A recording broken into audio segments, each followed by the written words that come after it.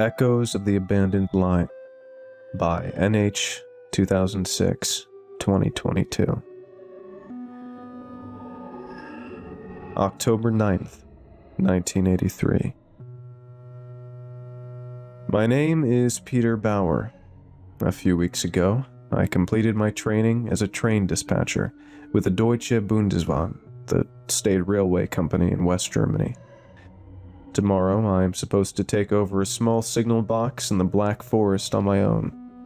For someone like me, who has spent his entire life in the city center of Stuttgart, this will probably be quite a big adjustment, but I am looking forward to the challenge. To keep myself from getting too bored, I will record the week of my first shift there in this diary. I don't yet know what I will do with this book. Perhaps I will read it to my children once I have some. October 10th, 1983. The day began with a few small hiccups, but was otherwise pleasant. I had forgotten to say goodbye to my girlfriend, Eva, so I called her and asked her to come to the station so I could bid her farewell there. I would only be away for a week, but in the 5 months we had been together, we had never been apart for so long. She gave me one of her warm, heartfelt kisses, during which time always seemed to stand still for me. However, the moment was quickly interrupted by the conductor's whistle, signaling that I had to hurry and board if I didn't want to miss the train. I jumped through the door into the carriage just seconds before the heavy train slowly began to move, almost dropping my suitcase into the gap between the train and the platform. I waved to Eva one last time through the window. Once we left the station, I found my seat and made myself comfortable for the several-hour journey. After about 3 hours of travel and another transfer, I finally reached the village where the office responsible for the line I would be working on for the next 7 days was located. I reported to the office of the station master. When I entered, he was standing by the window smoking a cigarette. He greeted me curtly. Curt was also his manner. There was also a hint of sadness and melancholy, like the whole village on this cloud-covered day. And yet, with the old houses and breathtaking landscape, it should really have been an absolute idyll. The station master told me there was no road to the signal post, so I would ride along in the driver's cab on the next train. While we waited for the train, he told me about the history of the railway line. He said it used to be a busy line, mainly bringing tourists to the Black Forest. But as tourists increasingly stopped coming or arrived by car, it was eventually decided to discontinue passenger service. He also said that it had already been decided that in a few years, freight service would be stopped as well, effectively shutting down the line completely. He warned me not to be surprised if the technology at the signal post was extremely outdated, because after passenger service was discontinued, the Bundesbahn had made no major investments in the line. When the train arrived, I loaded my suitcase into the driver's cab, climbed in, and said goodbye to the station master. He now looked even sadder, almost as if this were a funeral. As the train began to move, I felt like a child at Christmas. I mean, what 19-year-old gets the chance to ride as a passenger in the cab of a 100-ton locomotive?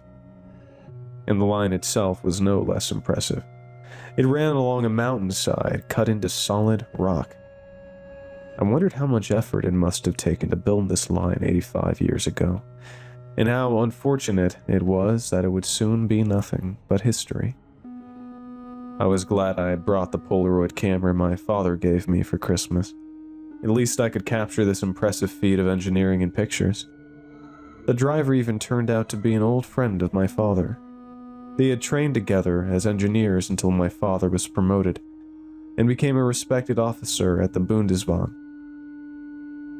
I think that is the career path he hopes for me too. but I am happy working as a simple train dispatcher. When I arrived at the signal post, I said goodbye to the driver and took in my home for the next few days. It was a small old house made of solid bricks. The station master had not exaggerated. Inside, it really felt as if you had traveled 30 years back in time. The walls were covered in floral wallpaper. The furniture was made of intricately carved dark wood.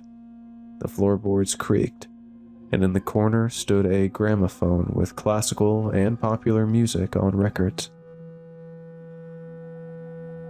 At that moment, I was very glad I had brought my Walkman and my Michael Jackson and Queen cassettes. Fortunately, the tasks I needed to perform were listed in a folder on the desk. The work itself was not much different from my training at the signal box at Stuttgart main station, only everything was much smaller and older. However, here I had to handle some maintenance and repair tasks myself that in Stuttgart were done by specialized personnel. But that didn't bother me. I saw it as a great adventure and an opportunity to finally take responsibility on my own.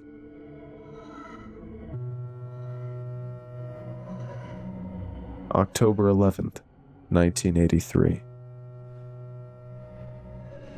After sleeping on it last night, I thought that since I don't know who might eventually read this diary, it might be useful to explain the function of a signal post. The railway line I am on is single track, but trains run in both directions.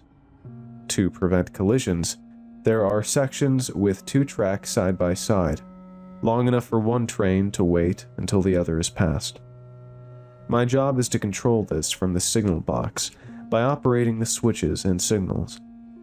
The switches and signals are either controlled electrically, or, as here, in the old-fashioned way, via steel cables that are guided over pulleys and operated with large levers.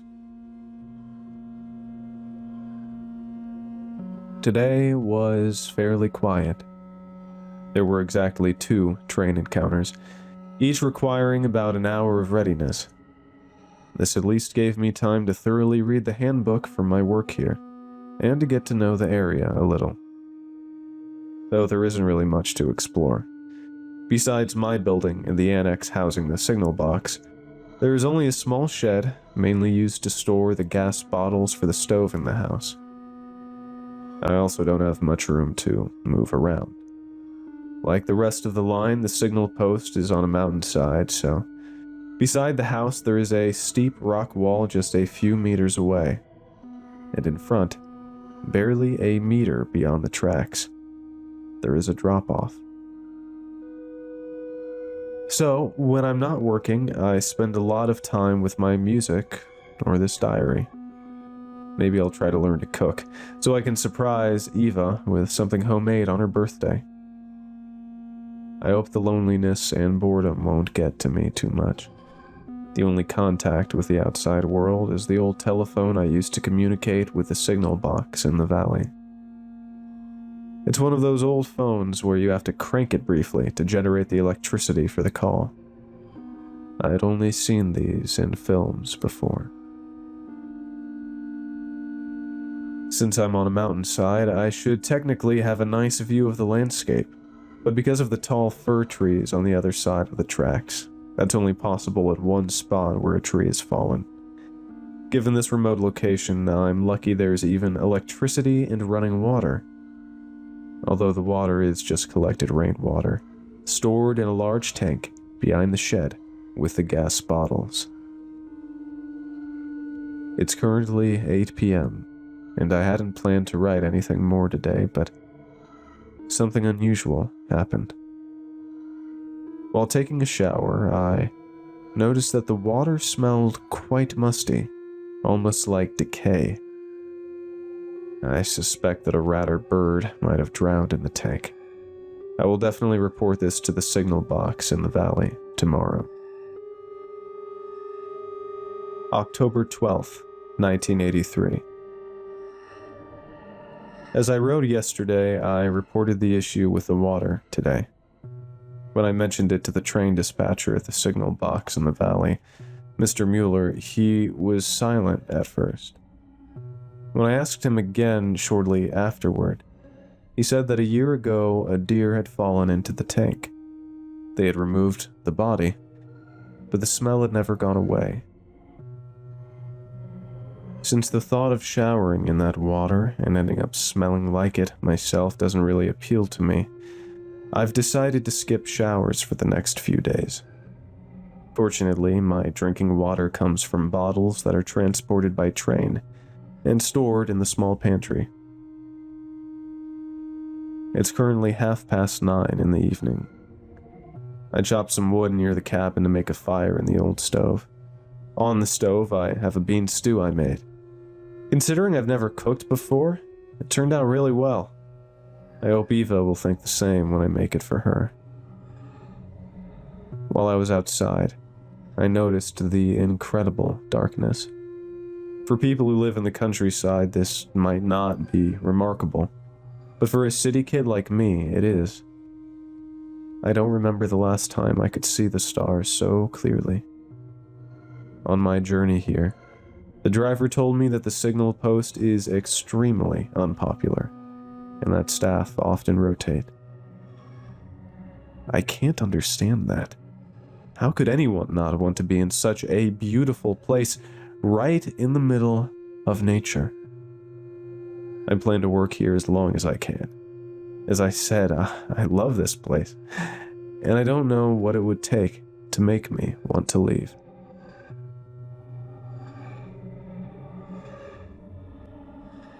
October 13th, 1983.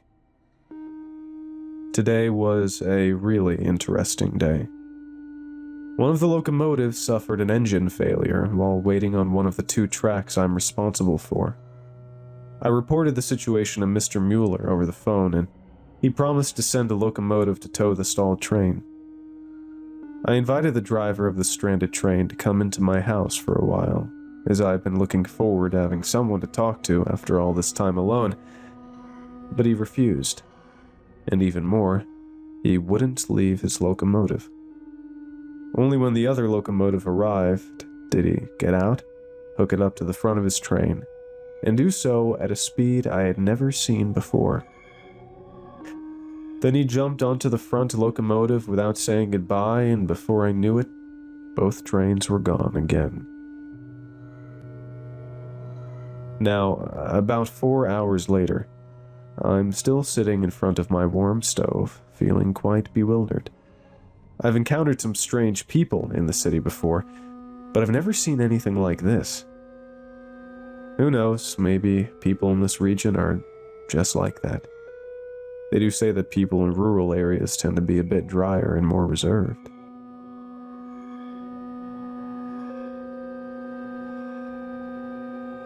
October 14th, 1983. I'm writing this unusually, not at the end of the workday, in the afternoon, but early in the morning. Something caught my attention.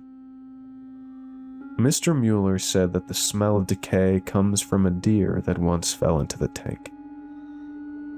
When I took a closer look at the tank while chopping wood, I noticed that the only access is a hatch on top of the tank, reachable only by a 3-meter-long ladder. I'm not a zoologist, but I'm fairly certain that a deer can't climb a ladder and open a hatch. In general, my enthusiasm for this place is slowly fading. Something just feels strange and wrong. I'm simply looking forward to the fact that I only have 2 more nights before I go home. I can't wait to see my friends and family again. Wait a minute. I'm sitting by a window as I write this, and I could swear I just saw a light in the distance along the edge of the track. Perhaps my mind is playing tricks on me from fatigue. I should probably try to get some more sleep. I'll finish this entry as usual in the early evening.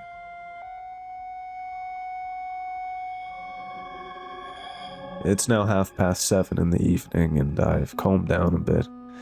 After my brief shock this morning, I laid down for an hour and got some sleep.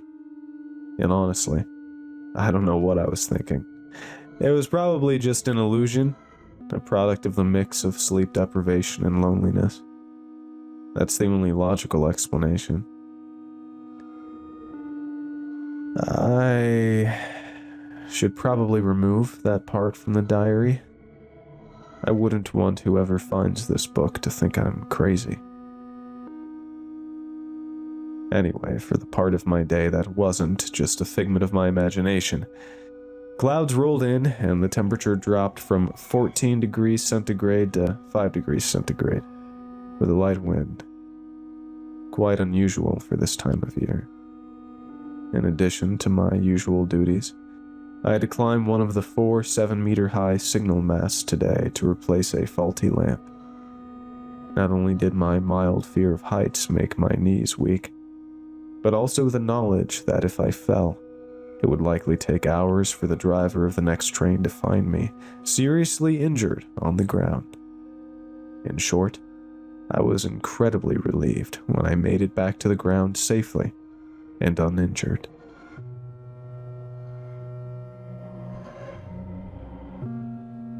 October 15th, 1983.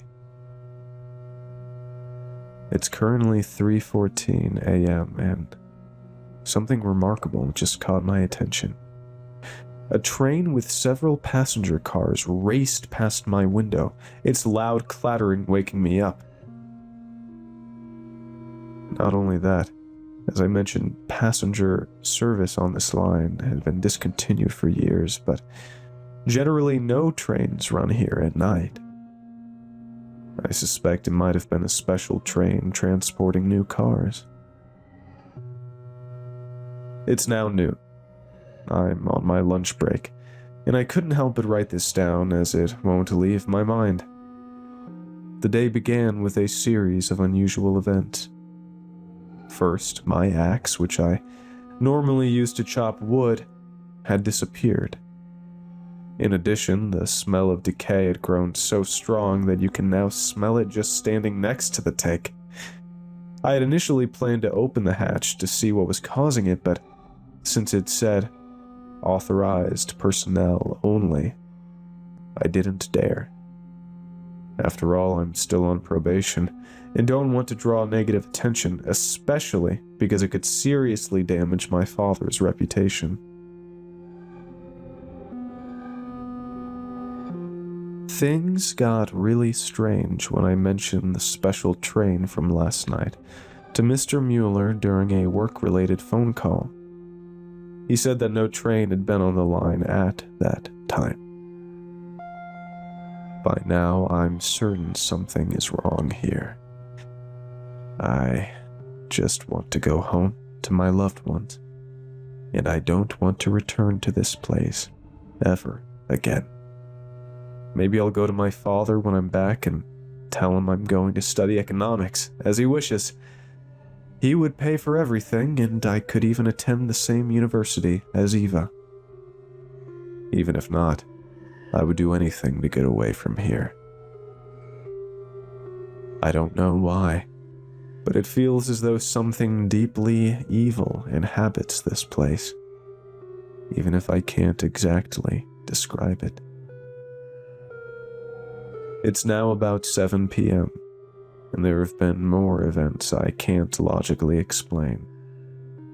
Since the train that will take me away arrives tomorrow at noon, and I can't wait to leave, something I've made more than clear, I've already started packing. However, when I went to pack the photos I took during my journey and stay, I noticed a small black spot on every picture. I know for sure it wasn't there yesterday. What's more unusual is that the spot appears in exactly the same place on every photo.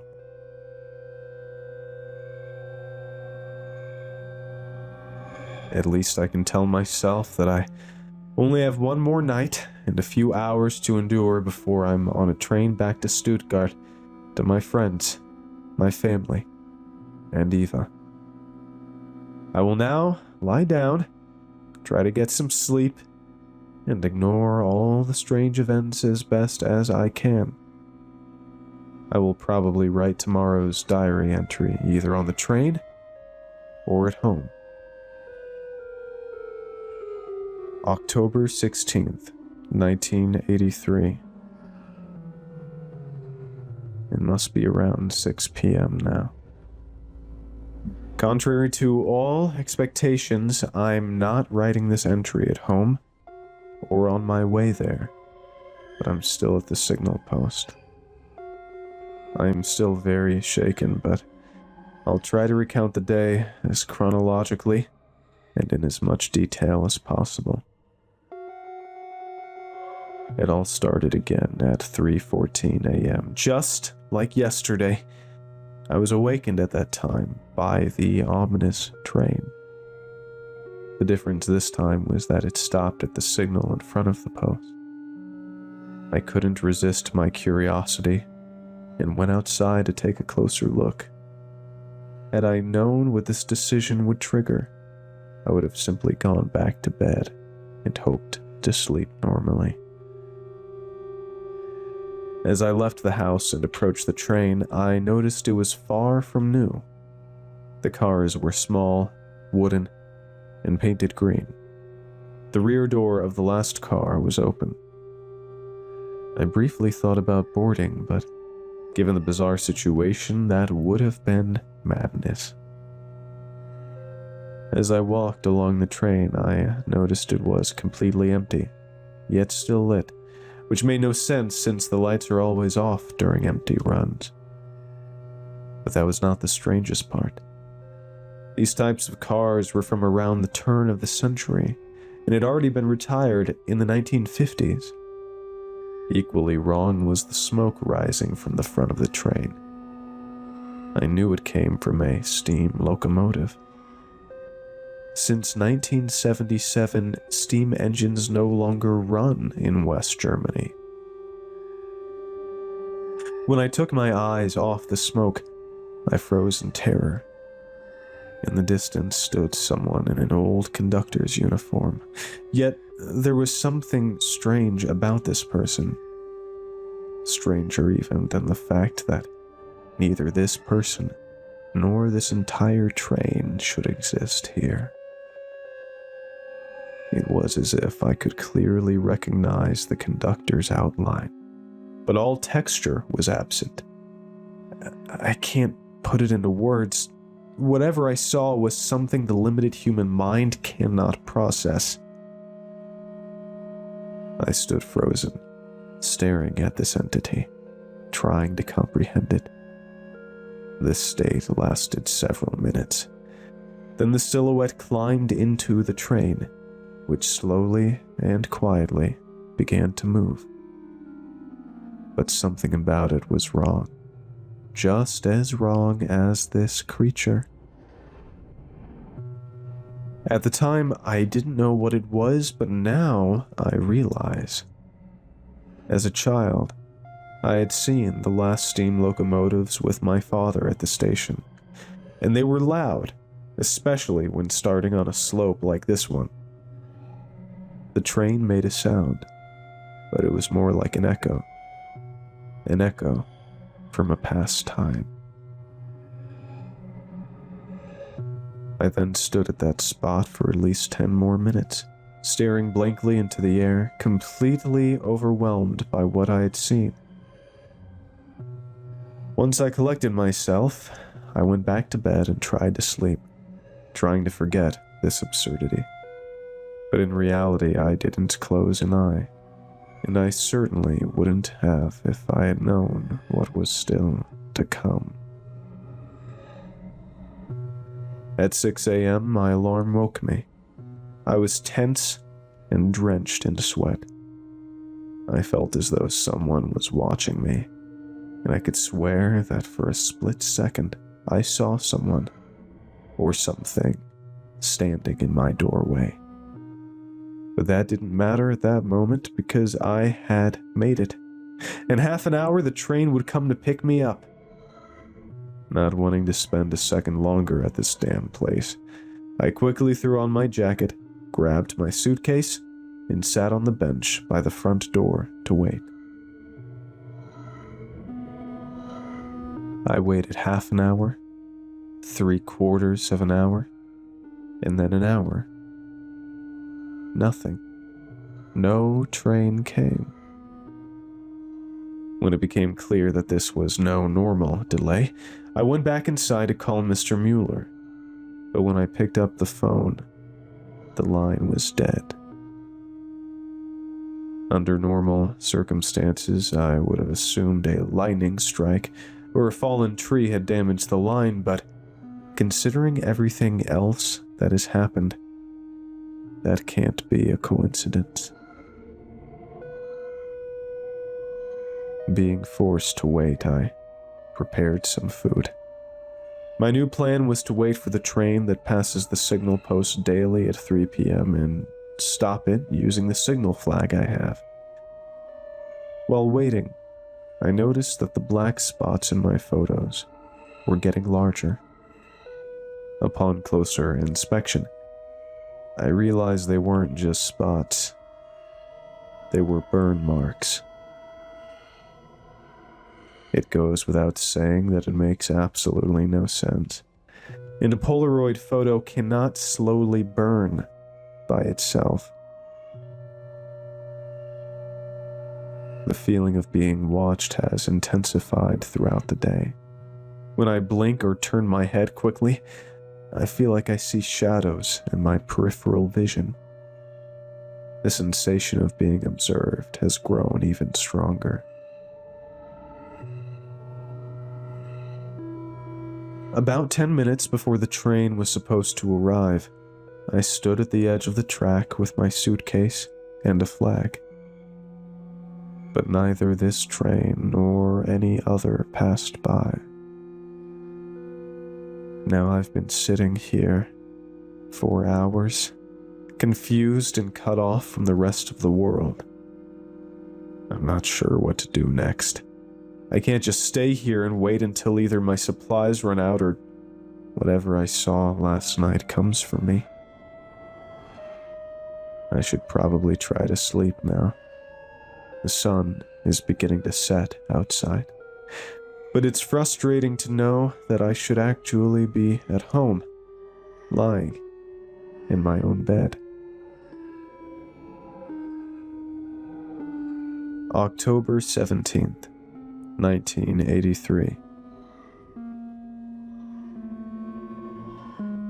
When I went to bed last night, I somehow already suspected that it wouldn't be a peaceful night.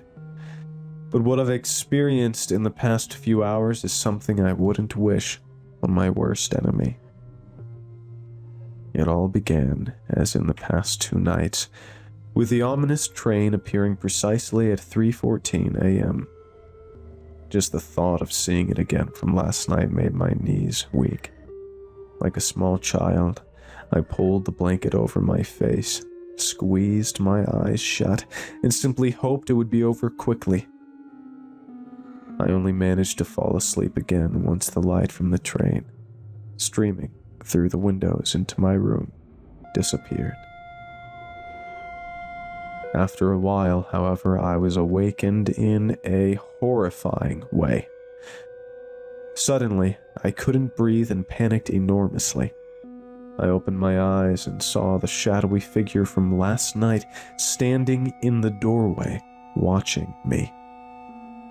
Meanwhile, I still felt this unbearable pressure on my chest, as if a train were running over me.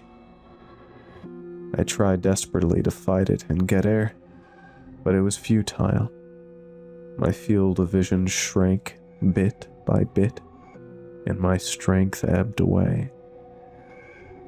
Only when the figure disappeared, probably just seconds before it would have been too late for me, did the pressure lift, and I could breathe normally again. It's currently 5 a.m. as I write this.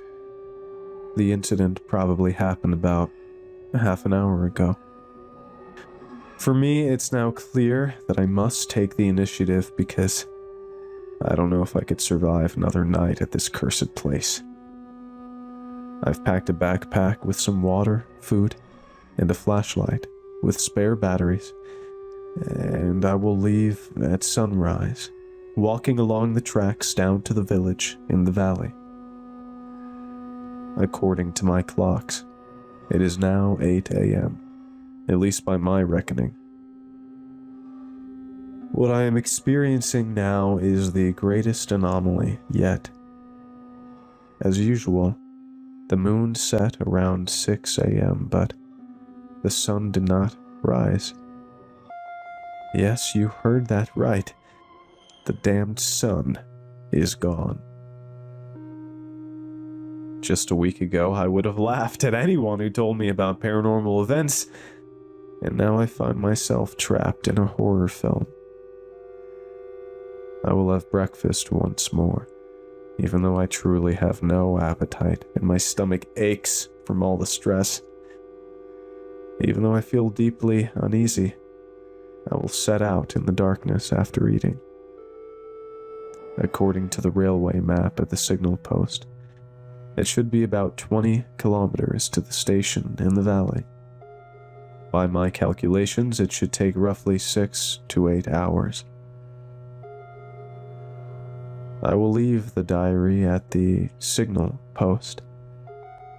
On the one hand, it would just be unnecessary weight, and on the other, I hope it may serve as a warning to my successor to leave this place as quickly as possible. This will be my last entry. I just hope I survive this and see my friends and family again.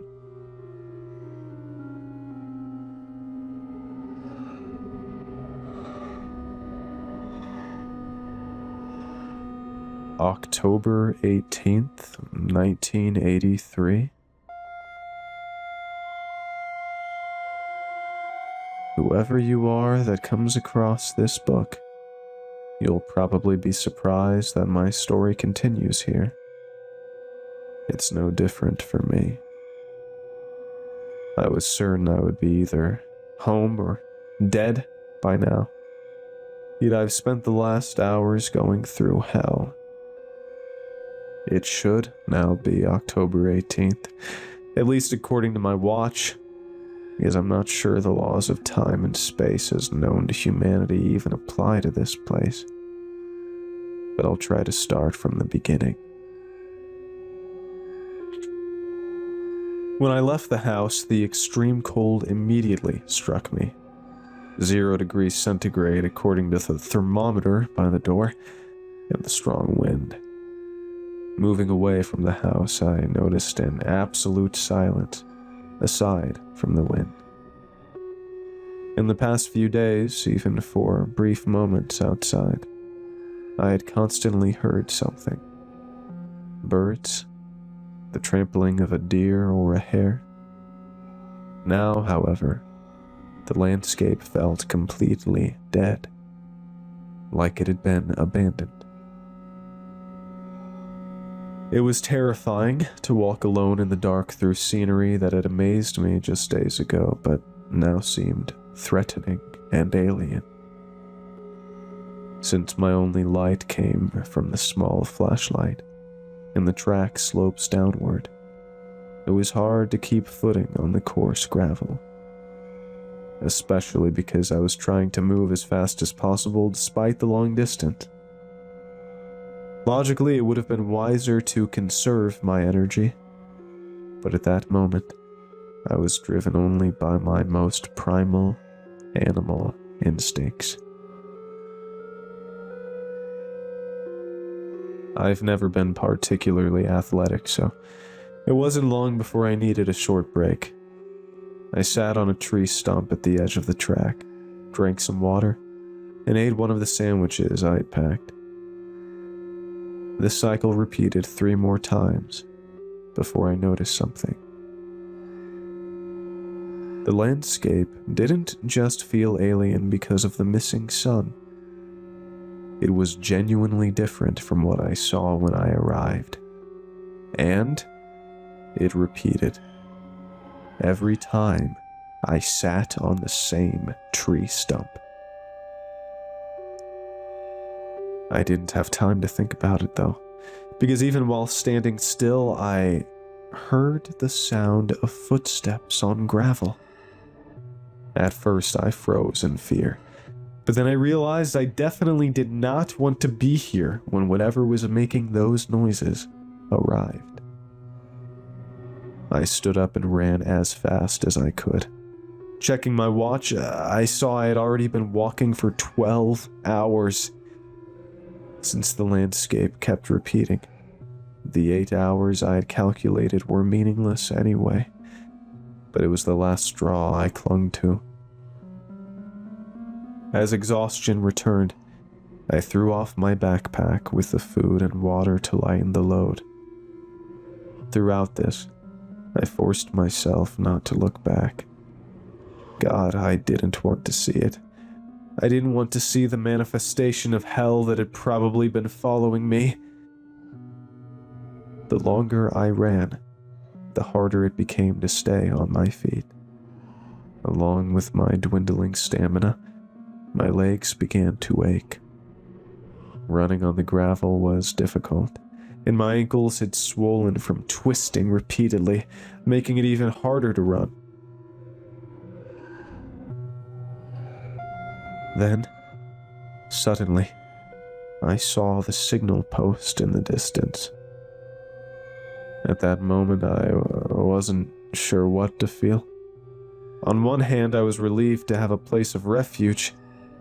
On the other, in recent days, it had become a place of terror. But I had no time to dwell on it. I ran into the house, locked all the doors, and hid under the bed. After what felt like an eternity, I emerged and sat at the desk to continue the diary. Even if it doesn't help my escape, at least it helps me organize my thoughts. I decided to search the house for anything that might help me. If I find no answers here, I truly don't know what I'll do. After hours of searching, I actually found something interesting. In the folder with the work instructions, there was a letter hidden in the cover. It was apparently from my predecessor. I'll summarize its contents as best I can. In short, according to the letter, he experienced things very similar to mine. He stayed here several days longer than I have, which is likely relevant since I'll primarily describe what is still to come. On the first night after the sun disappeared, there was knocking at the door alongside the train. The following night, the train appeared again along with a message in the bathroom that read, "I will come for you at dawn," written as if in blood. He concluded that he hoped to survive the night by hiding in the rainwater tank. Now, I at least know where the smell of decay comes from. I still won't open the tank, though. The sight of a body dissolving in water is something I can do without. What could be truly helpful, however, is that the letter also mentioned a pistol hidden under the floorboards. I found it, and it appears to still have 3 rounds in the magazine. My knowledge of firearms comes entirely from films, but I think I could use it in an emergency. I must not act recklessly, since I should be able to survive tonight relatively unscathed.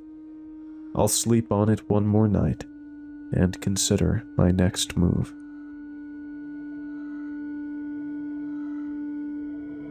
October 18th, 1983. If my wristwatch is correct, it should be 7 a.m. The clocks in the building all stopped at midnight, and without the sun, and since last night without the moon, it's impossible to estimate the time anyway. The night went as expected, with its share of horror, but luckily without any physical attacks. The fact that I now consider this a good night says a lot about how desperate my situation has become. To detail the night, when I went to sleep, I heard the faucet dripping. I went to turn it off and realized, on closer inspection, that it wasn't water, it was blood. I shut the tap and had no energy left to dwell on it further. While I slept, I heard the knocking, and at 3:14 a.m., the train, as described in the letter. I wasn't afraid. I knew what was coming, but I am frightened that I feel no fear anymore. My focus is entirely on planning my next escape. My current plan is as follows.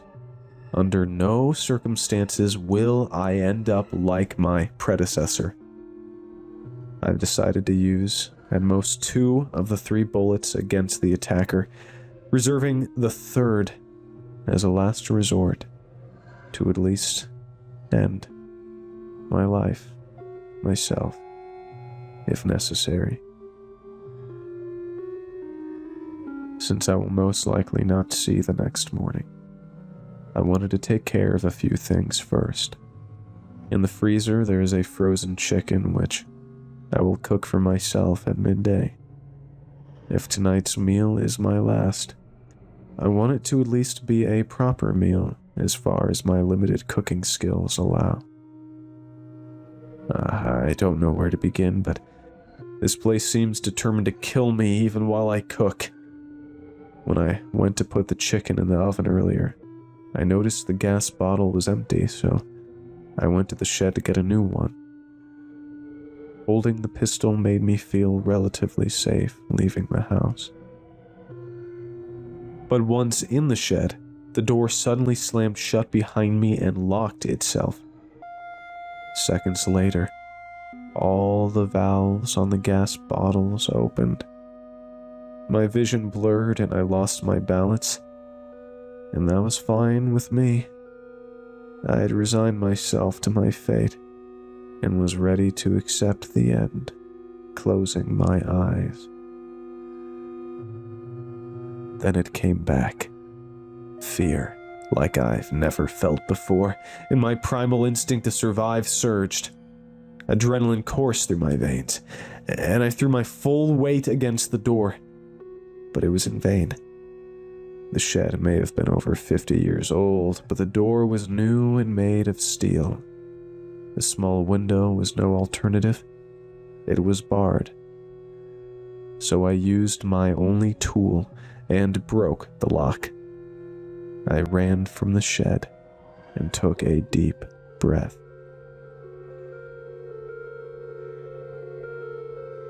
Returning to the house, I found the Polaroid photos I had completely forgotten about spread across the dining table. The surface of the photos was now completely burned. Yet, in a mix of red and white, the same image appeared on each. A face horrifically disfigured. The skin and flesh were completely burned, hanging in pieces. The rest of the surface blackened and cracked like coal. And that smile, this demonic, horrific smile, with sharp teeth stretching up to the ruined ears, looked as if I were staring at Satan himself. This threw me into a chaos of emotions. Fear, anger, shame, even a cynical irony that made me chuckle briefly. But then pure rage took over. I threw the photos into the ashtray on the table and set them on fire. The flames were black, a sight I had never seen before. The process produced a hissing, almost snarling sound.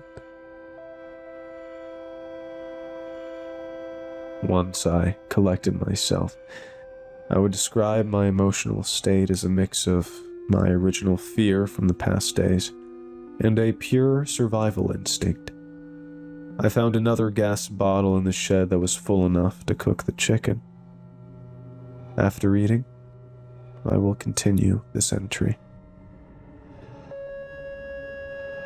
The meal was an emotional moment. It might be my last, mostly because it reminded me of the day I met Eva. 8 months ago in downtown Stuttgart. I had had a long day at the signal post and didn't feel like cooking, so I bought half a chicken at a snack stand. Distracted, I ran straight into her when leaving. I was never a ladies' man and had resigned myself to being alone for life. But with her, it was mutual love at first sight. With her appearance and heart of gold, she could have had anyone, but she chose me. While eating, I set her picture across from me and felt the pain of knowing I might never see her again. While tidying up, I suddenly heard knocking outside. Pistol in hand, I went out and discovered it came from the water tank. Between the dull knocks, there was something wet and slippery. Meat. At first, I couldn't place it. Then it hit me like a blow. Meat that had been in the water too long, softened, beginning to detach from the bones, smacking against the metal hatch. I felt nauseous and almost vomited. Though the hatch was closed, I couldn't risk whatever was inside escaping. I placed some old bricks and roof tiles on it. I was constantly afraid that the thing inside would come out or that something in the dark would attack me, especially because I had to hide the pistol while carrying the bricks and climbing the ladder. But all went well, and at least for now, I don't have to worry about the tank. But the knocking continues, making it impossible not to think about it.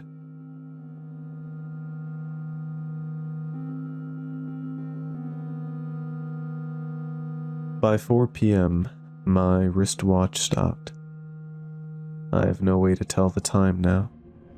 My only references are the message from the letter that is supposed to appear tonight, in the 3:14 a.m. train. I am aware these may be the last hours of my life. I wanted to write a letter to my friends, family, and especially Eva, but I cannot find the right words. The constant knocking doesn't make it any easier. It is now roughly early evening. The message has appeared. Unlike my predecessor, it was not written in blood, but carved into the large window of the signal post. Hopefully a good sign that whatever carved it is outside, not inside the house. But considering my predecessor's fate, it makes me realize even death might not be an escape from this hell.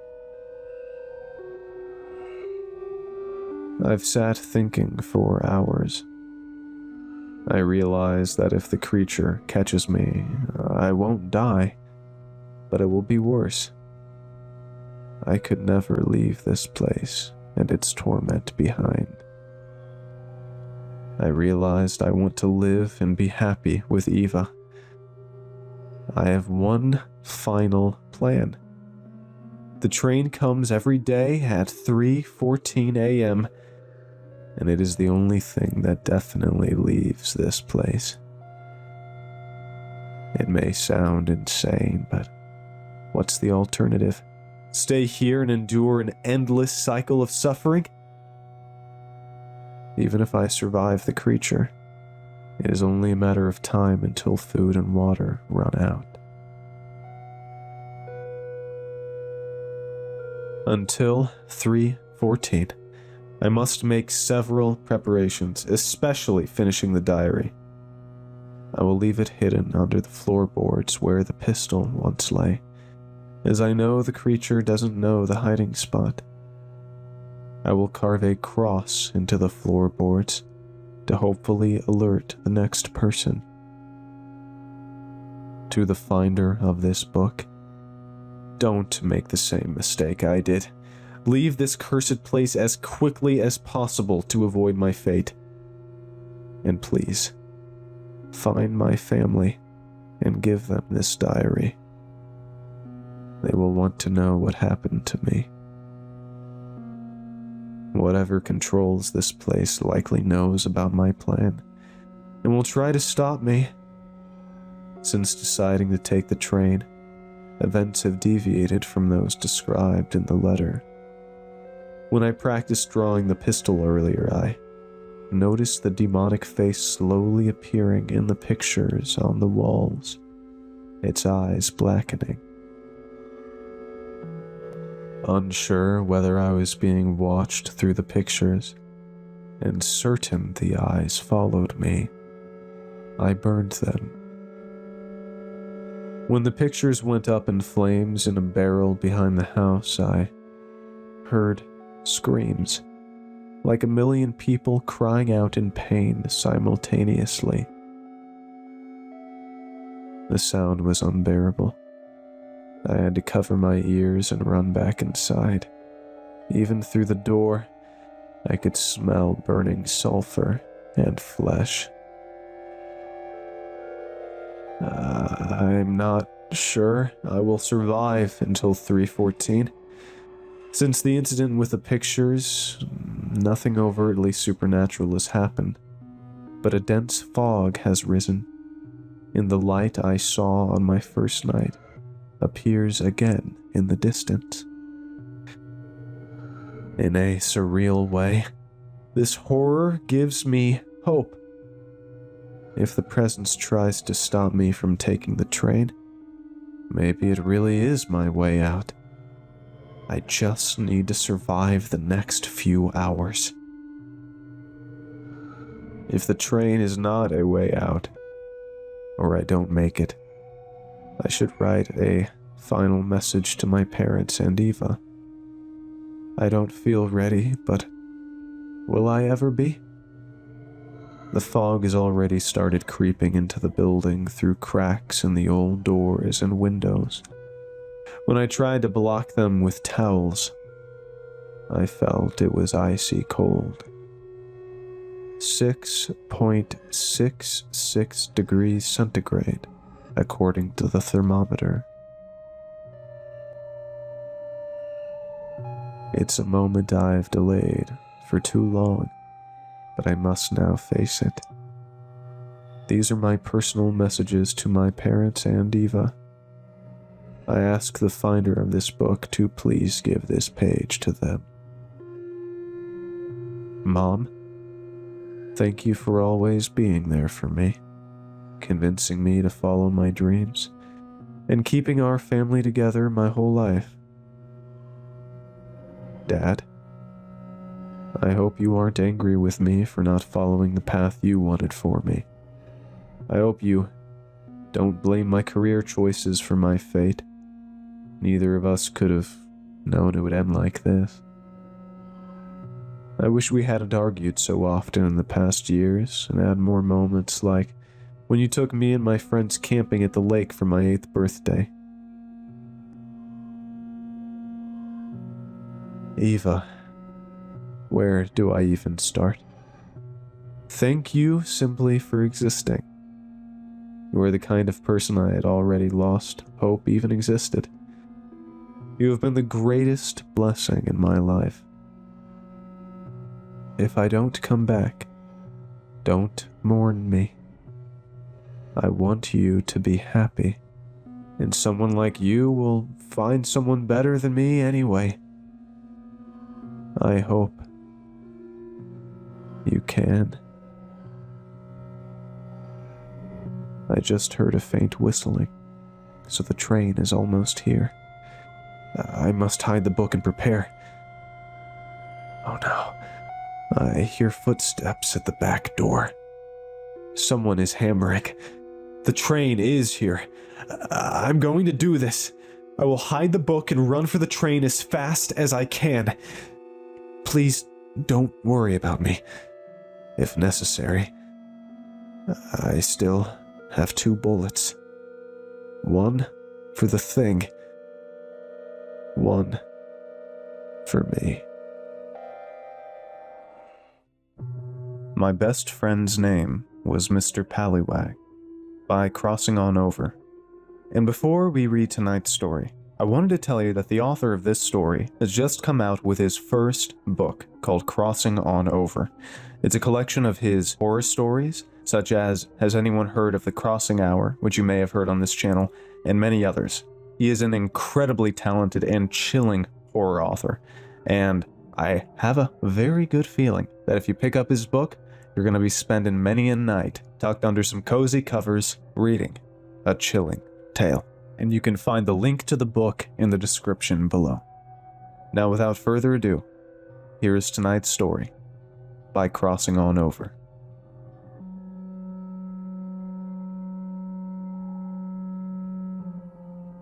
Children ask a lot of questions, but they're never the right ones. For example, when I was a kid, I never asked my parents why we had to live in the middle of the woods.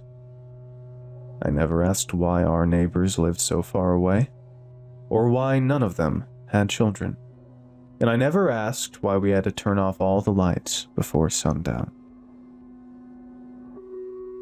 I never suspected something was off because my parents were smart about it. They treated the lights rule like it was normal, so I did too. They even made a game out of it. Every sundown, the 3 of us would race around the house, scrambling to see who could turn off the most light switches. What could have been a traumatic memory was transformed into whimsical fun. But you can only cheat the inevitable so many times. One night, Dad was working late, Mom lost track of time for some reason, and I was distracted by my bionicles.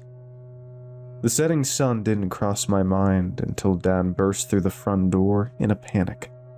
I looked up, startled by the sudden entrance, and saw the sky behind him was pitch dark. "Honey, turn off the lights!" Dad barked as he dashed to the nearest light switch.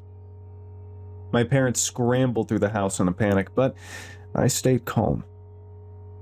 Thinking about it now, their urgency should have frightened me. But I was naive and invested in my game, so I continued playing until the house went completely dark.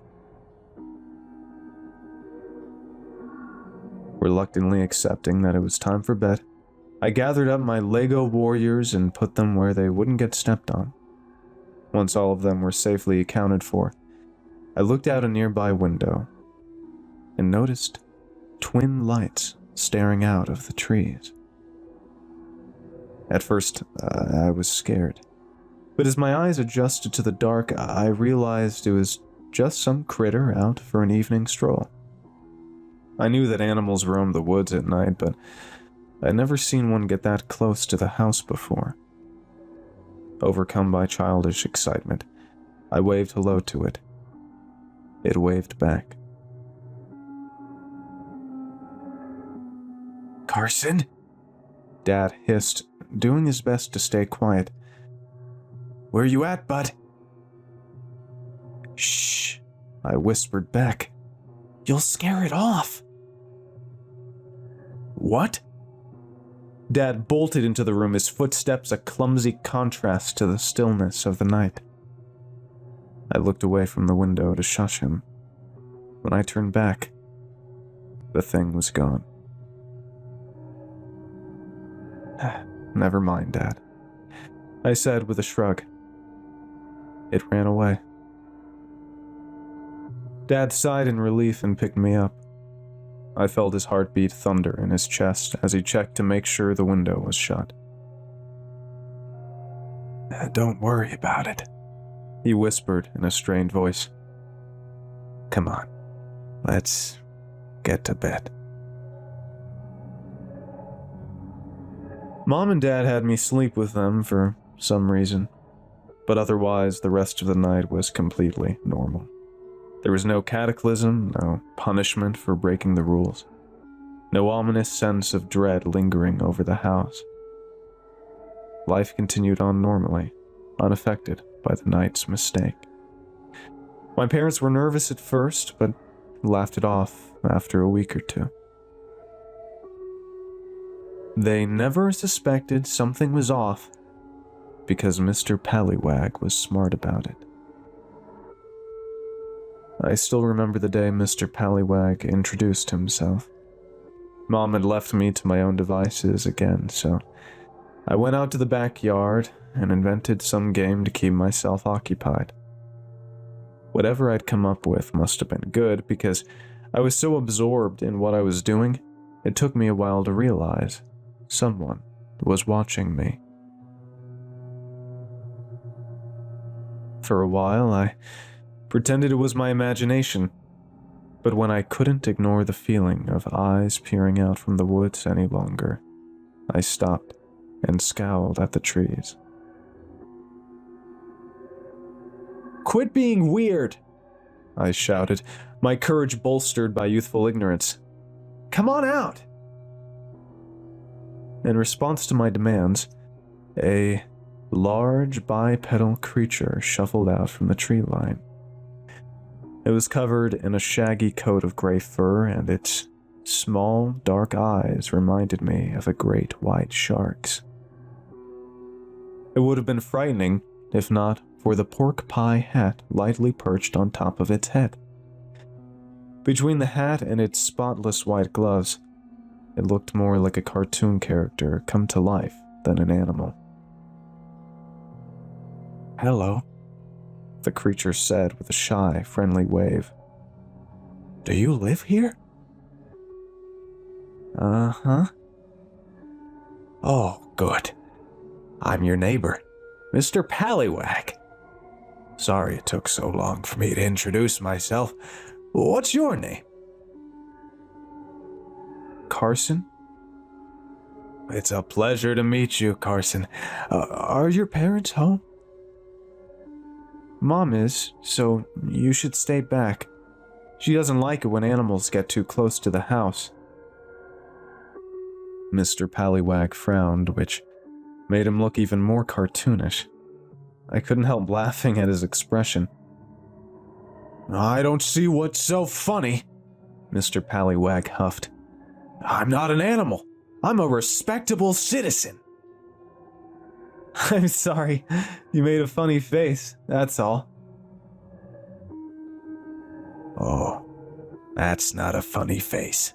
This is." Mr. Pallywag stuck out his tongue and bulged his eyes. It looked so goofy I nearly passed out from laughter. I laughed so loudly, Mom popped her head out of the window and asked me, "What's so funny, Carson?" Mr. Pallywag made a funny face. "Mr. Pallywag?" "Yeah, don't you see him?" Mom scanned the trees, a frown firmly etched on her face. I looked behind me to find that Mr. Pallywag had disappeared. "That's weird," I said. "He was right here." "Honey, who's Mr. Pallywag?" "He's a big, furry monster wearing a hat. You can't miss him." "Oh," Mom sighed, relieved. "He's imaginary, then." Part of me wanted to argue, but I stayed quiet. If Mom didn't want to believe Mr. Pallywag was real, then that was her choice. Nothing worth arguing over. Besides, adults always hated being wrong. An argument could only end with me getting dragged inside. Well, I'll leave you boys to it. Have fun, okay? Okay. Mom went back to whatever she was doing. Once he was sure she wouldn't come back, Mr. Pallywag popped out from behind a tree and grinned at me. Sorry I called you a monster, I said quickly. But you got mad when I said animal, so... Oh, that's all right, Carson. I understand. But I won't forgive you unless you do something for me. What's that? Play a game with me! Mr. Pallywag cried, dramatically flourishing his hat. Okay. And just like that, I made a friend. Mr. Pallywag came to visit me as much as he could. Sometimes he'd go missing for days or even weeks, but I didn't mind. He always made up for it with a fantastic new story about his travels. I always liked stories, but my parents rarely told me any. Most nights it was too dark to read anything, and they were too busy during the day. Luckily, telling stories was Mr. Pallywag's favorite pastime, and I was happy to listen. Some nights, when I had trouble falling asleep, I would even crack the window open so Mr. Pallywag could continue telling me about his adventures. He was always happy to do it, but he never came into my room. I asked him why once, but he just shook his head and said my parents wouldn't like it. That makes sense to me now, but at the time, I thought it was silly. Mom didn't mind Mr. Pallywag at all. Dad did at first, but then one night he and Mom had a fight about it. It got really intense until Mom said it was perfectly normal for a kid with no friends to make one up. That made Dad go quiet. He didn't say anything about Mr. Pallywag again. I can't blame my parents for thinking Mr. Pallywag was imaginary. He was very good at hiding. In fact, he was so good that at first I tried to make a game out of catching him. Look, Mommy! I'd squeal with delight. He's behind the swing set! Oh, no, now he's behind the sandbox! But eventually, I let him hide without calling attention to it. He was quiet as the wind and quick as a fox, and nobody could find him if he didn't want to be found. I also got the feeling something bad would happen if my parents caught him. I didn't want that to happen. He was my best friend. Most of the time, Mr. Pallywag was content to play in my backyard, but he asked me to come into the woods with him twice. The first time happened because Mom yelled at me. Before I tell this part, I want to make it clear that Mom was not abusive. That said, she wasn't exactly Mother of the Year either. There were mitigating circumstances, granted. She didn't have a lot of friends, and we didn't leave the house much because of our isolation. Most days she was either alone or only had me for company. If that doesn't sound so bad, imagine being trapped in a remote cabin and the only person you can have a conversation with refuses to talk about anything that isn't related to cartoons or how hungry they are. Frankly, it's a miracle she didn't kill me. I was usually content to entertain myself, but one day, for whatever reason, all I wanted to do was spend time with her. Mom, come play with me, I whined. Not right now, honey, she said, doing her best to keep her voice calm. Why don't you watch a movie? I don't wanna. Well, how about you play your PlayStation? No, I want to play a real-life game. Okay. Well, why don't you ask Mr. Pallywag to play with you? I don't want to play with Mr. Pallywag, I want to play with you! Carson, I want to play! My tantrum raged on like that for a while. Mom tried to soothe me, but I refused to be sated. Finally, she snapped and shouted, "Enough!" The force of the shout shut me up immediately. I can't play with you right now, Carson. I need some time to myself, okay? Just shut up and go outside. With that, Mom stormed to her bedroom and slammed the door shut. Tears welled up in my eyes as I scurried outside. It was my first rejection. I remember it better than my first kiss. For what felt like hours, I sat on my swing set and bawled. If Mom noticed, she didn't come out to comfort me. Odds are she was just holed up in the house somewhere, but at the time it felt like she was actively ignoring me.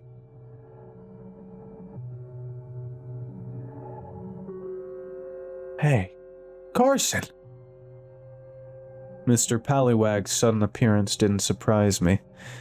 He'd made a habit of showing up out of nowhere. Normally, I pretended to be surprised, but I was so depressed I couldn't summon the energy for it. Carson? Mr. Pallywag asked. You okay? Mom yelled at me. I choked out between sniffles. Oh no. Oh, come here, bud. It's okay. Mr. Pallywag opened his arms and wrapped me in a big hug. I always liked Mr. Pallywag's hugs. It was like hugging a big warm pillow. There was something else about them too, something that made you feel safe and protected. Kind of like falling asleep. Tell you what, Mr. Pallywag said when I calmed down enough. How about we do something special today? Special? Yeah! I'm gonna show you the best spot in the entire forest. I don't know. Mom and Dad said I can't go into the woods because it's dangerous. That's not true, Mr. Pallywag replied as he patted my head. They said you can't go into the woods alone. You're not alone if I'm with you, right? Besides, they won't even know you're gone if we're quick enough. For a moment, I hesitated. I was a good kid. I always followed the rules. But Mr. Pallywag had a point. If I was with him, I wouldn't be alone. And I wanted to get back at Mom somehow. I could bend the rules a little. Just once. Okay, I said. But we have to be quick. Deal. Mr. Pallywag took my hand and we walked into the woods together. It was a beautiful day. Birds chirped sonatas above us, and sunlight slipped through the cracks in the tree branches to cast macabre shadows on the ground. I made a game out of jumping from sunspot to sunspot. Mr. Pallywag thought it looked like fun, so he joined in as well. The two of us got so wrapped up in the game, I almost forgot how upset I'd been. Almost. Eventually, our route led us to a circular clearing. Mr. Pallywag strolled to the center of it and sat down with a great big sigh. I followed his lead and inspected my surroundings. The clearing felt peaceful, but there was something vaguely sad about it too. "This is my special spot, Carson," Mr. Pallywag said. "What do you think?" "I like it. But what makes it so special?" "Well, this is where most of my friends decide to come to the party." "Party? What party?" "Why, only the greatest, most fantabulous party ever. There's cakes, balloons, and games galore. And there's plenty of music and dancing." "And stories?" "Of course!" Mr. Pallywag laughed. "Oh, the stories you could ever want."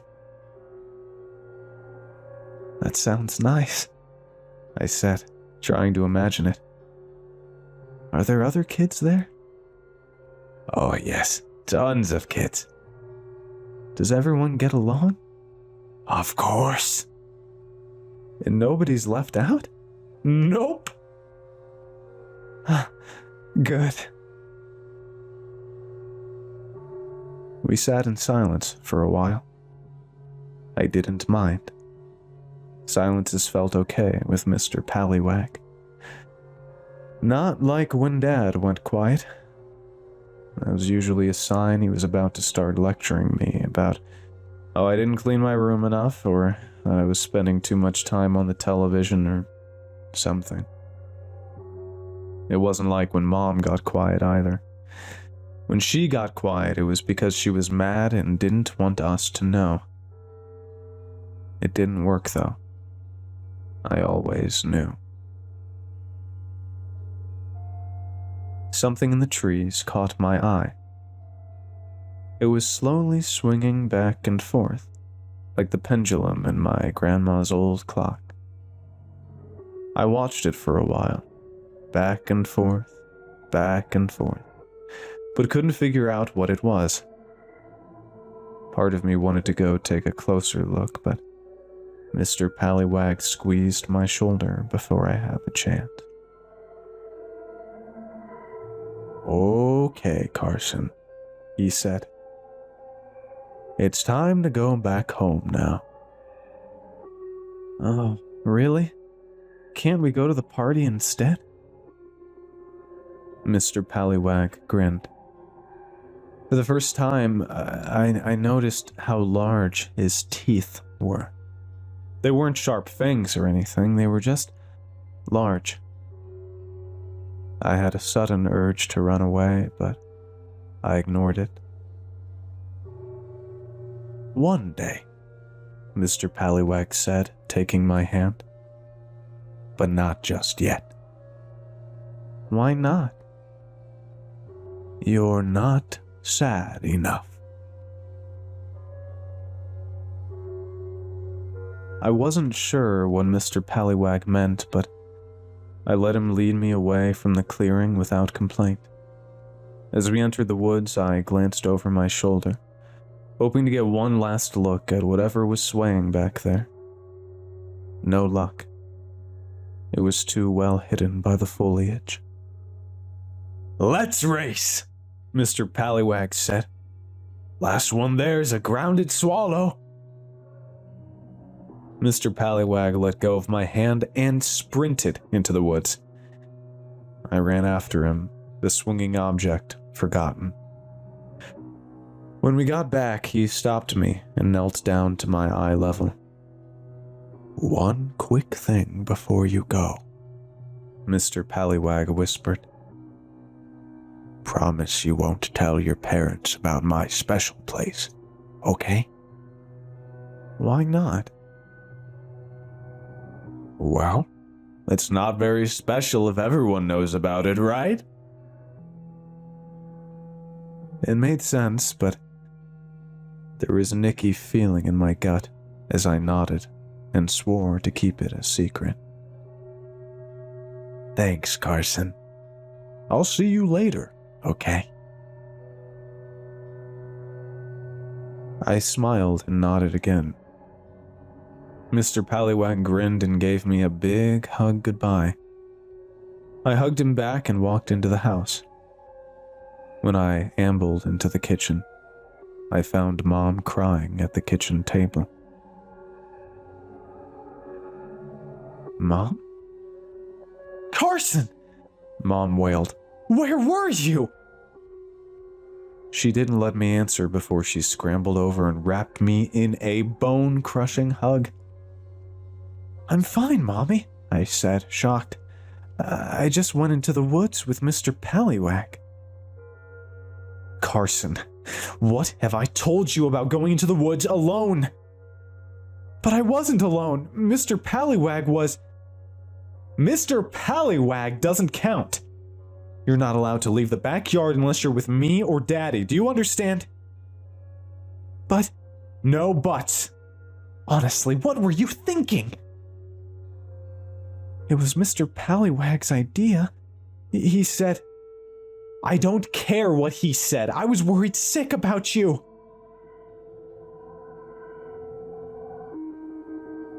I thought about protesting more, but I didn't bother. There was no use fighting her. As promised, I didn't tell my parents about Mr. Pallywag's secret spot. I didn't tell them about the party either. Something in my gut said they wouldn't like it. At some point, I went back to school, but the only thing I remember about it is getting bullied. I tried talking to the nicer kids about Mr. Pallywag once. They didn't care. I stopped trying. Thinking back on it, nobody in my family had many friends. I guess that's why we all loved Uncle Dan so much. Uncle Dan was born in that backwater town and never quite managed to escape, but he didn't let it get to him. My parents liked him, and I was thrilled whenever he came over. He was no Mr. Pallywag, mind, but he was the closest anyone got. Unlike most adults, Uncle Dan took time to make sure I was feeling okay. He was a great listener, too. No matter what the topic was, he'd patiently allow me to ramble about it until I'd exhausted myself. If it was something bad, he'd offer sympathy or advice. If I was just talking about Power Rangers or my latest video game, he'd run his fingers through his thick red beard and let out a low whistle of amazement. "Wow," he'd say in a tone implying I'd solved world hunger. "That really is something, kiddo. Thanks for sharing." When most people said stuff like that, I knew they were only saying it to humor me. Uncle Dan was special because I believed him. One time, I asked Uncle Dan why he liked talking to me so much. He got real serious and said it reminded him of spending time with his daughter. I asked if I could meet her sometime. He got real quiet and shook his head. I didn't ask about her again. For some reason, the one thing I didn't tell Uncle Dan about was Mr. Pallywag. In fact, he might never have known if I hadn't shown him my drawing. It was just a crayon scribble of Mr. Pallywag waving hello. But I'd gotten the hat just right, and I was proud of my work. Obviously, the next time Uncle Dan came over, I made it a priority to show him my masterpiece. Uncle Dan, look what I drew!" I chirped as I shoved the drawing at him. "Carson," Dad scolded, smiling despite himself. "Give him a second to breathe." "That's all right, Keith," Uncle Dan chuckled. "Let's see what Picasso whipped up for us." Uncle Dan ruffled my hair and took the drawing. The second he saw what it was, his smile vanished. I waited for him to say something, suddenly self-conscious. He was quiet for so long, I looked to Dad for reassurance. He looked just as confused as I was.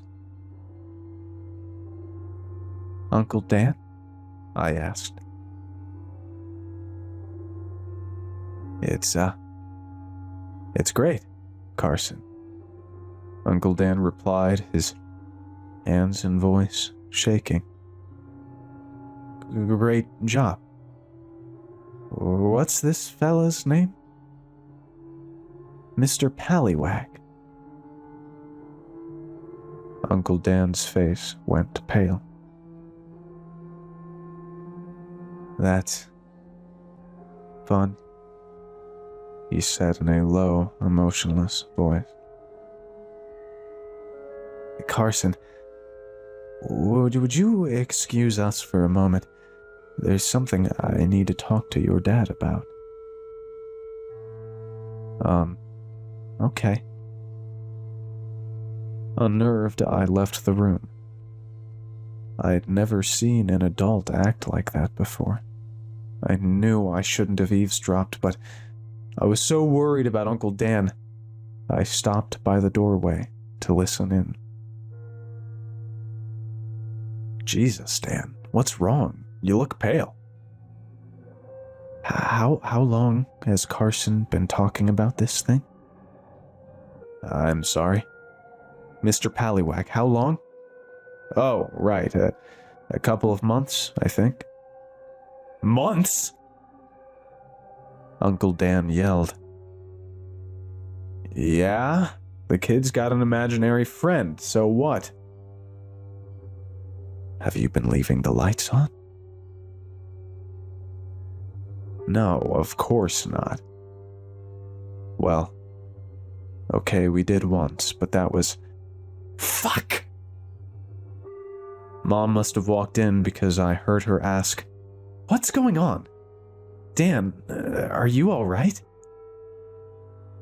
You have to move, Uncle Dan insisted. Now. Move? I don't... We're not moving, Dad snapped.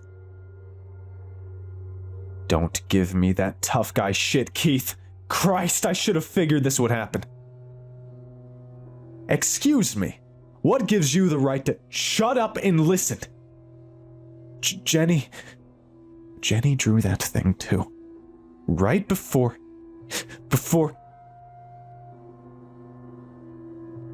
The house went deathly quiet. I could just barely hear Uncle Dan quietly sobbing. It made me uncomfortable, so I slunk off to my room. I didn't come out until Mom called me for dinner. As I sat down at the table, I looked over at Uncle Dan. It was like nothing had happened. He even shot me a cheerful thumbs up. Sorry for the scare, kiddo, he said. I remembered something really important. Boring, grown-up stuff, nothing you need to worry about. I nodded and pretended everything was fine. Uncle Dan was doing a good job acting normal, but my parents couldn't keep up the facade. Little things gave them away. They'd laugh a little too long at Uncle Dan's jokes, or they'd shoot me a worried glance when they thought I wasn't looking. The second Uncle Dan left, my folks turned out the light. Carson, why don't you go get ready for bed? Mom asked. But it isn't even dark yet. I know, but your dad wants to read you a story. Really? Yes, really. I dashed to the bathroom and got ready for bed in record time. When I was done, I jumped into bed, and Dad walked in with a beat-up old book. Hey, bud, Dad said in a soft voice. All set? I nodded, too excited to speak. Good. I've been saving this one until you were old enough. It's called Alice's Adventures in Wonderland. With great care, Dad gingerly flipped to the first chapter and began to read. I fell in love with it immediately. After finishing the chapter about poor old Bill the Lizard, Dad shut the book and smiled at me. Well, liking it so far? Yeah, it kind of reminds me of Mr. Pallywag's stories. The corner of Dad's mouth flickered. Oh yeah? He asked. Yeah? You do the voices better, though. Well, glad I've got that going for me. Suddenly, Dad sniffed and wrapped me in a gigantic hug. That startled me. Dad wasn't opposed to hugging, but he rarely initiated. Carson,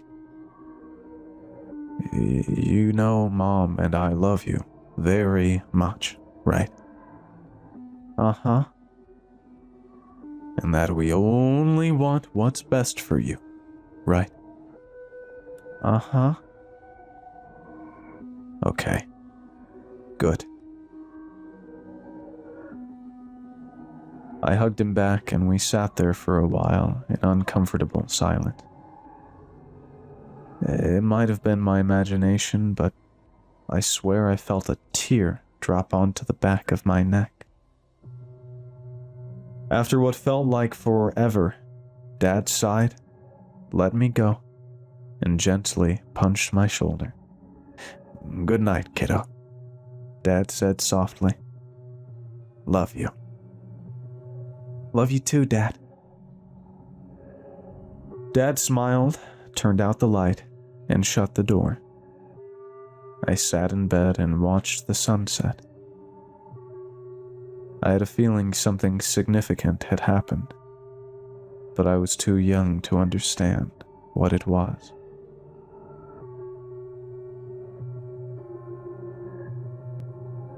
My parents were different after that night. Dad used to be content to spend weekends at home, but suddenly he wanted to spend every free moment away from the house. The nearest thing to do was an hour's drive away, but he didn't care. The longer the trip, the better. Mom changed too. She went from always wanting space to constantly occupying mine. If I was playing video games, she'd read her book on the couch nearby. If I was making something with my Lego set, she would develop a keen interest in the construction effort. If I vaguely stated I was interested in something, she'd help me become the world's expert in it. Because of my parents' sudden interest in my affairs, I didn't see Mr. Pallywag for weeks. They never officially told me to stop talking about him, but I could tell they didn't like him anymore. Whenever I mentioned wanting to play in the backyard, they always found some excuse to keep me inside the house. Then, one night, my parents sat me down to talk. Neither bothered hiding the relieved expressions on their faces. Great news, buddy, Dad said. I got a new job. We're going to be moving soon. Really? Yep. We're going to the city, far away from these boring old woods. What about Mr. Pallywag? Well, Mr. Pallywag is staying here, Mom replied, shooting my dad an unreadable glance. What? Why can't he come with us? He just can't, Dad said forcefully. I mean, the forest is his home, right? It wouldn't be fair to make him move out too. If he can't come, I don't want to leave. Carson. No! Despite my parents' best efforts, I bawled for hours.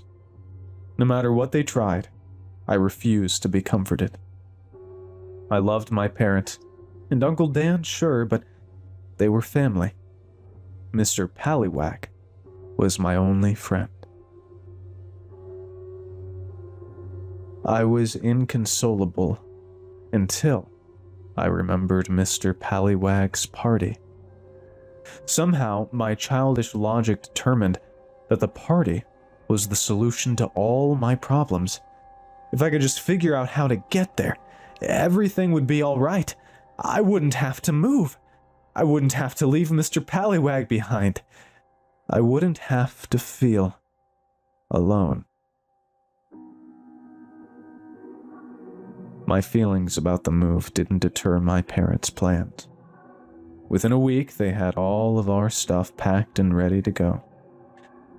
I tried my hardest to see Mr. Pallywhack, but Mom and Dad refused to leave my side.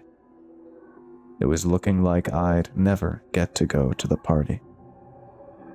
Then, when I'd finally given up hope, I stumbled into my opening.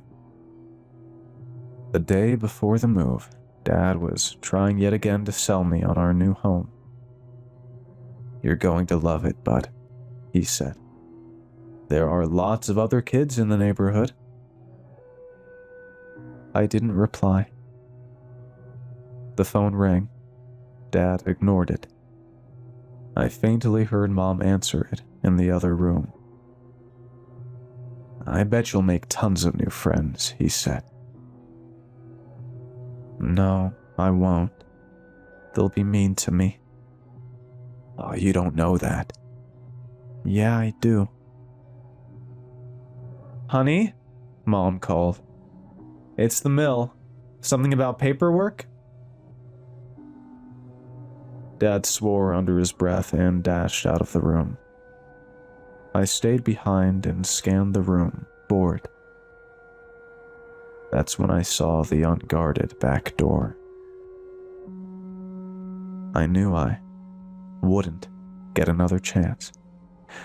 I crept to the door and opened it as quietly as I could. After making sure my parents weren't coming, I scanned the trees for any signs of life. "Mr. Pallywhack?" I whispered.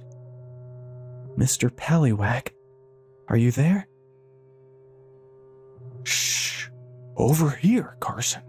Quick!" Without thinking, I bolted into the woods. I didn't get far before something strong and furry yanked me behind a tree. It put a hand over my mouth and shushed me. "Carson!" I heard Dad call. "Carson? Where'd you get to?" "Stay quiet, okay?" Mr. Pallywhack whispered in my ear.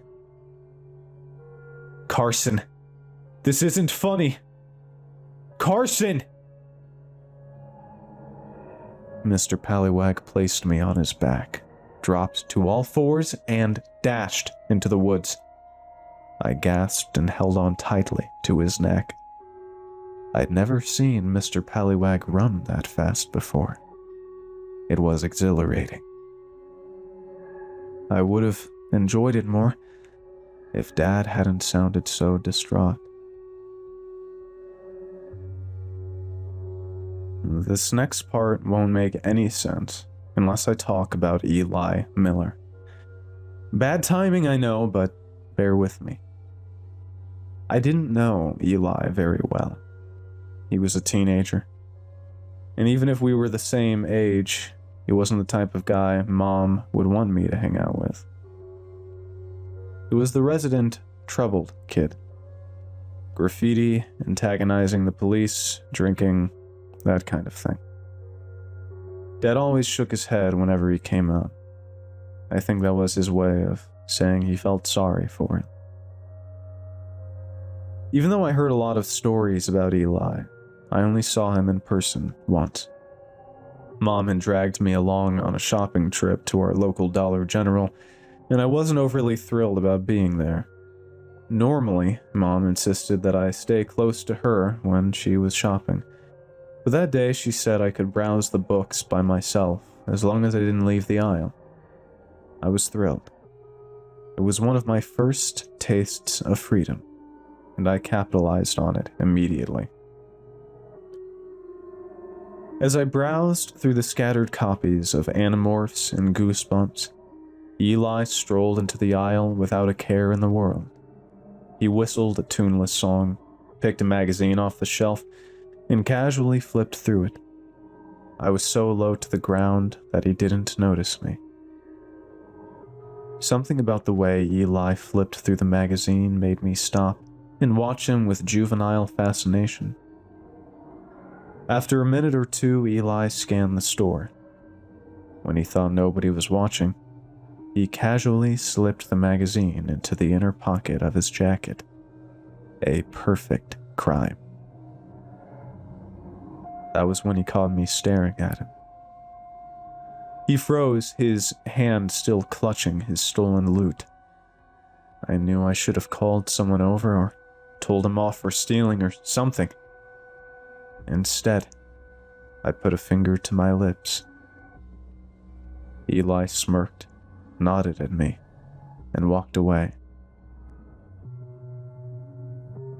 He didn't get to the end of the aisle before he stopped and looked back at me. I kept my finger on my lips in silent assurance. A weird expression spread across his face. He rocked on the balls of his feet and kept glancing from me to the door. He was home free, and he knew it. And yet, Eli shut his eyes and sighed. He removed the magazine from his pocket and put it back on the shelf. I cocked my head, confused. "Don't steal, kid," Eli whispered. I smiled at him and nodded. He shot me a wink and left the store. I never told anyone else about it, but that little encounter left a big impact on me.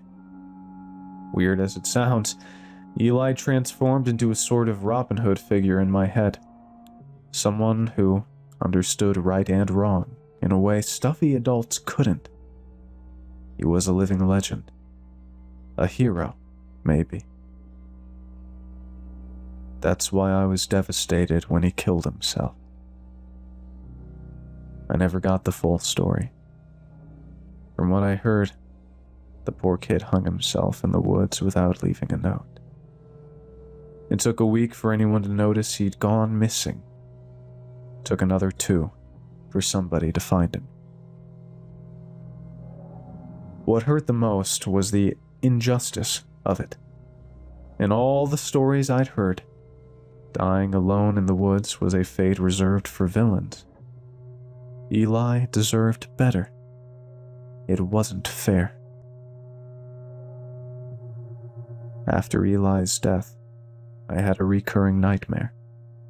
In it, I'd be walking alone in the woods. I could feel something watching me, but I couldn't see it because it was hidden by the trees.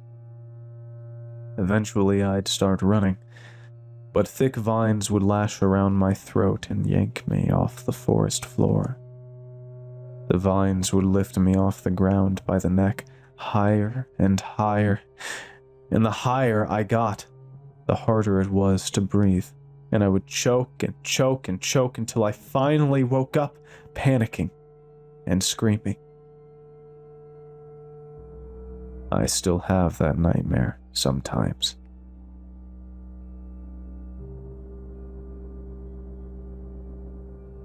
Mr. Pallywag didn't stop running until we reached his secret spot. I gave him a moment to catch his breath, then climbed off and wrapped him in a massive hug. "I missed you," I whispered. "I missed you too." "I'm moving away tomorrow." "I know." "I don't want to leave," I sniffled. "Can I go to the party instead?" There was a brief pause, Oh, I don't know, Mr. Pallywag said with calculated indifference. I'm sure you'd have much more fun living in your fancy new house in the city. No, Mr. Pallywag, I don't want to move. I want to stay here with you. More than anything? I nodded. More than anything in the whole wide world? I nodded again and looked up to see Mr. Pallywag's expression. He was grinning, and there was a triumphant expression in his dark eyes. Well, if you're absolutely sure, he said, I guess I can arrange it. But there's a few things we have to do first. Like what? Mr. Pallywag pulled off his hat and rummaged around inside it. Let me see. It's around here somewhere. Ah, there it is. With solemn dignity, Mr. Pallywag pulled a long, thick rope out of his hat. The rope kept going and going, to the point where I laughed at how absurdly long it was. Mr. Pallywag laughed too, and ended the bit by dumping the rest onto the ground. Then, suddenly serious, he picked up one end of the rope and held it where I could see.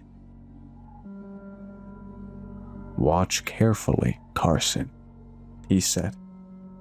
You have to get this just right, or it won't work. I paid close attention as Mr. Pallywag slowly tied a knot with the rope. It wasn't very complicated. A couple simple moves and he'd made a knot which left a big loop at the end. When he was done, Mr. Pallywag undid the knot and handed me the rope. Easy, right? Now you try. Slowly, I copied Mr. Pallywag's technique. My knot looked just like his when I was done. He took the rope and gave it a couple firm yanks. The knot held. Great job, Carson! You're so smart! Now watch this. Mr. Pallywag held up the rope and snapped his fingers. To my amazement, the inside of the loop shimmered, blurred together, and rearranged into strange kaleidoscopic shapes. Wow! I exclaimed. Is that magic? Of course it is, Carson. Not only that, it's a portal that goes directly to the party. Here, have a look. Mr. Pallywag held out the rope, and I leaned in closer to see. There was a large room on the other side of the portal. The room was brightly decorated and filled wall to wall with people. Most of them were kids. No sound came through the portal, but I could see people having animated conversations and laughing. What a party it was! It was everything I'd hoped it would be. There was cake and pizza and a ton of TVs with all my favorite movies and games on them. Everyone was having so much fun. I didn't see anyone who looked excluded or bullied or unwanted. It was like something out of a dream. A red-haired girl on the other side of the portal noticed me and enthusiastically waved hello. I waved back. The girl pointed me out to some of the other partygoers, and they all began beckoning me over. I couldn't hear them, but I could see their mouths moving as they shouted encouragement. For some reason, I couldn't stop staring at the girl. She looked vaguely familiar, but Mr. Pallywag yanked the rope away before I could figure out why. "Now," Mr. Pallywag began, "there are a few things we have to do before you can go to the party. Are you ready?" "Uh-huh." "Great! Well, first, you'll need your invitation." Mr. Pallywag cleared his throat, grinned a wide, toothy smile, and took a deep bow. "Carson, on this most momentous of days, I hereby offer you an exclusive invitation to the greatest party there ever is, was, or will be, good for whenever, wherever, whatever, and forever. Do you accept?" I giggled and said, "Yes." A soft wind blew through the trees. Something changed, something subtle, a muffled static in the air. A slight shift to the left. A delay so tiny no one would ever notice. The only word I can think of to describe it is magic settling in. Old and powerful magic mankind chose to leave behind. I didn't like it. "Wonderful!" Mr. Pallywag said, clapping his hands. "Just 2 more steps, and you can go to the party. The first one's easy. All you have to do is pick a tree." I nodded and began inspecting the nearby trees in turn. Midway through my search, something in the forest stole my attention. I squinted and leaned towards it to get a better look. It was a yellow strip of police tape. The strip blew gently in the breeze, tracing lazy shapes in the air. It marked the spot where I'd seen the swinging thing last time. I frowned and turned back to Mr. Pallywag. He was still smiling, but there was something hard in his eyes. "Something wrong, Carson?" "No." "Good. Which tree did you pick?" Despite a sudden sense of unease, I pointed at my tree. Mr. Pallywag walked me over to it and positioned me under one of the branches. The branch looked thick and sturdy. "Good choice, Carson. Very good choice." Mr. Pallywag nodded in approval and showed me the portal again. The red-haired girl was there, waiting for me. She shot me a huge, sincere smile and held up a slice of cake. It was my favorite, a corner piece of red velvet with tons of icing. The icing had even been lathered into a big letter C, just for me.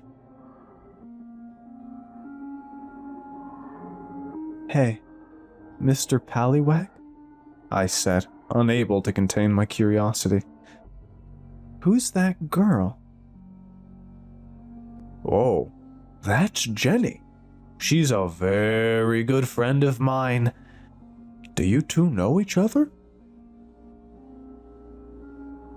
The name was familiar, but I couldn't place it. I shook my head. "Well, you'll get to know each other soon enough. Just one last step, and you'll be at the party." "What is it?" "It's very easy. Just put your head through the loop and close your eyes real tight. An intense, shaky feeling shot through my body. I took an involuntary step back. What's wrong? Mr. Pallywag asked. Everyone's waiting. See? His smile didn't waver as he pointed at the portal. All of the party-goers were gathered in a big crowd. They were clapping and chanting something. I couldn't hear them, but I knew it was my name. I instinctively scanned their faces. It didn't take me long to find the one I was looking for. When he caught me looking at him, he held a finger to his lips and winked. Eli. I felt the blood drain from my face as I backed away from the rope. Mr. Pallywag chuckled. "Oh, it's okay, Carson," he said, his voice as friendly as ever. "I won't lie, it's scary at first, but don't worry. When it's done, you get to stay at the party forever. Just you, me, and all of our friends. Doesn't that sound fun?" Mr. Pallywag's grin widened. I'd never realized how big he was before. About the size of a grizzly bear, maybe even bigger.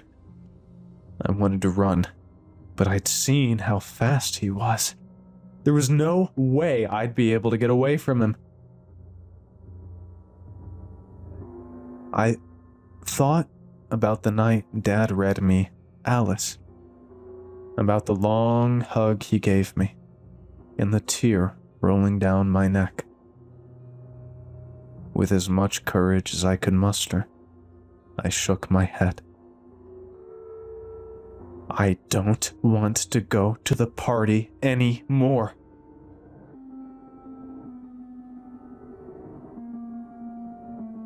Don't be silly, Carson. Everyone wants to go to the party. I don't. Carson. I shook my head again. Mr. Pallywag stopped smiling. Did you know I can see the future, Carson? He asked in a low growl. I saw yours the moment I met you. Want to know what I saw?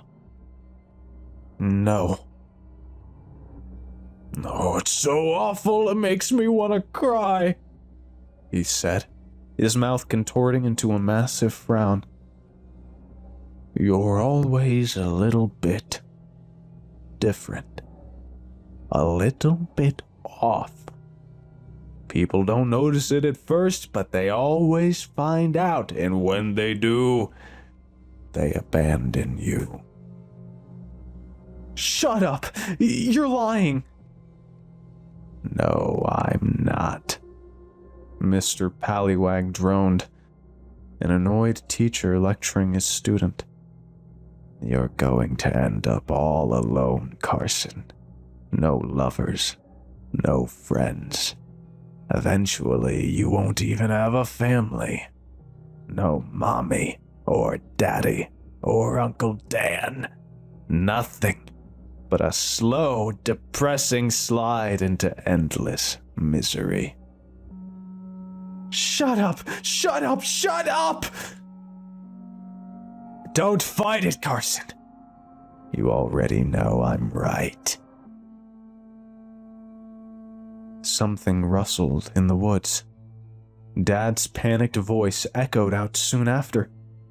Carson? Carson, where are you? The corner of Mr. Pallywag's mouth flickered. I started to yell, but Mr. Pallywag was on me in a flash. I closed my eyes and waited for the rope to close around my neck. To my surprise, Mr. Pallywag just clasped his hand over my mouth. When I opened my eyes, he was grinning at me. again. "You already accepted the invitation," he said. "Just follow the steps when you change your mind." I nodded, too afraid to do anything else. Mr. Pallywag chuckled, uncovered my mouth, and walked away. "Goodbye, Carson, and see you soon." In the blink of an eye, Mr. Pallywag was gone. Dad burst out of the trees moments later. When he saw me, he nearly bowled me over and wrapped me in a hug so tight I thought my spine would snap. "Thank God," Dad kept whispering. "Thank you, God, thank you." I didn't say anything. Dad took me home. Mom held me close. And none of us ever discussed the incident again. We were too relieved to jinx the miracle. The move went as planned. I never went back to those woods again. I did my best to move on, tried to make friends, even attempted dating a few times. But so far, Mr. Pallywag's been right. Nobody stays. My parents are still alive, but we don't talk much anymore. Uncle Dan's dead. I talk to my coworkers a little, but I'm basically alone. Sometimes, on really bad nights, I pull out some rope and tie that special knot.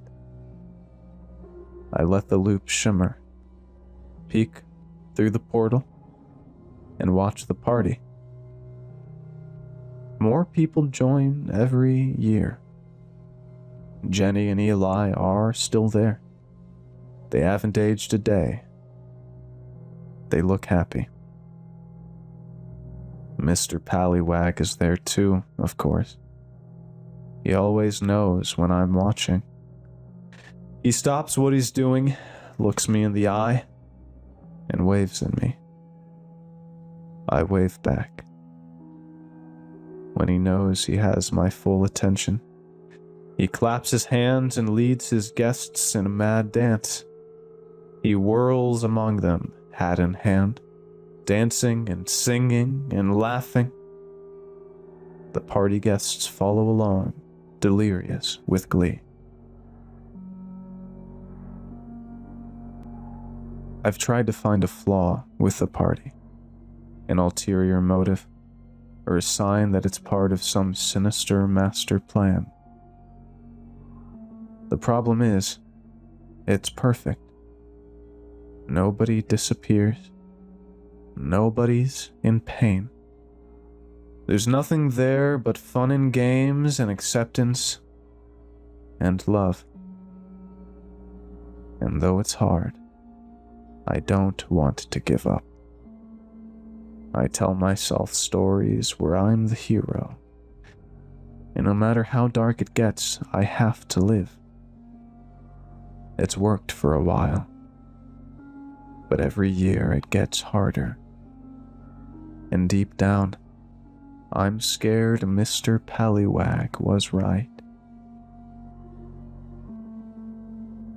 It's not if I go to the party. It's when.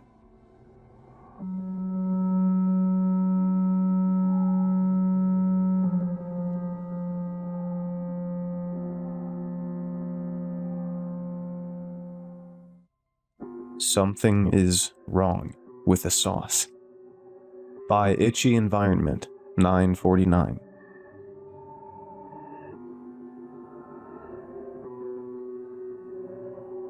I've worked at Daryl's Pizza since I was 14. It's the only restaurant left open late into the night. It sits past the last street light on the edge of town. The building looks newer than it is, like it learned how to survive by pretending. Inside, Everything is clean, but worn down in a way that feels intentional.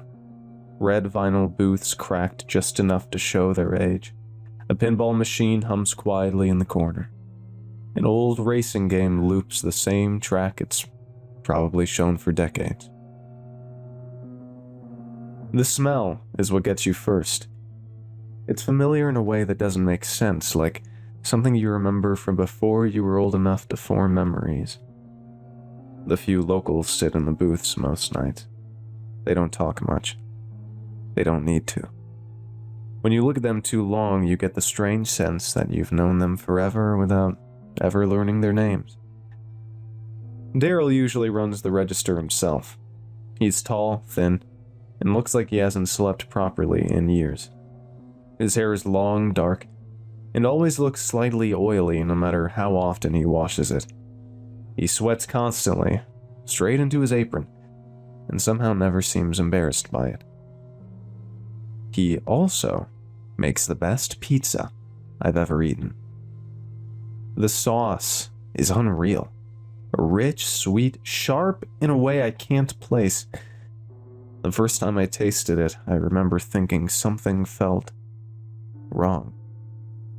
Not spoiled, just aware. Like it knew I was there. Like it recognized me. Or maybe that was just my imagination running ahead of itself. That thought disappears the second it hits my tongue. My dad is the chief of police, and he buys Daryl's pizza for the department at least once a week. Says it keeps morale up. That's probably the only reason Daryl hired me in the first place. Most mornings, I'm there before sunrise, making dough beside him while he stirs the sauce. He keeps the radio on low, usually My Chemical Romance, and works with the focus of someone performing a ritual he's done too many times to count. I asked him once what his secret was. He slowed his stirring, turned the radio down, and told me it was an old family recipe passed down from his great-grandfather. He said it the way someone recites something they don't fully believe anymore. When I pressed him, he rolled his eyes and hissed like I'd insulted him. Italians. The thing is, Daryl doesn't look Italian. He's far too pale. And he hates garlic. Hates it in a way that feels personal. I found that out the hard way. I'd barely finished asking about adding garlic to a pizza when his expression changed.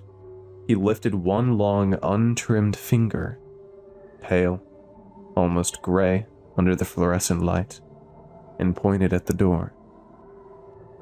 "Get out," he said, "and never come back with garlic, ever." I don't remember him touching me. Somehow I ended up outside. The door shut behind me, trying to piece together how I'd gotten there. The next morning, I barely had time to step inside before he was in front of me. I didn't hear him approach. He grabbed my shoulder hard enough to make my vision blur. "You didn't bring me any garlic, did you?" His voice didn't sound like his voice. His eyes looked wrong. Too dark, too sharp, like he was focusing on something just past me. "No, sir," I said. The pressure vanished instantly. He laughed, light and familiar, like it had all been a joke. My shoulder burned for hours afterward. Nothing else strange happened for a while, except the freezer in the basement. It lets out a sound I can only describe as screaming. I've told him more than once that it needs to be fixed.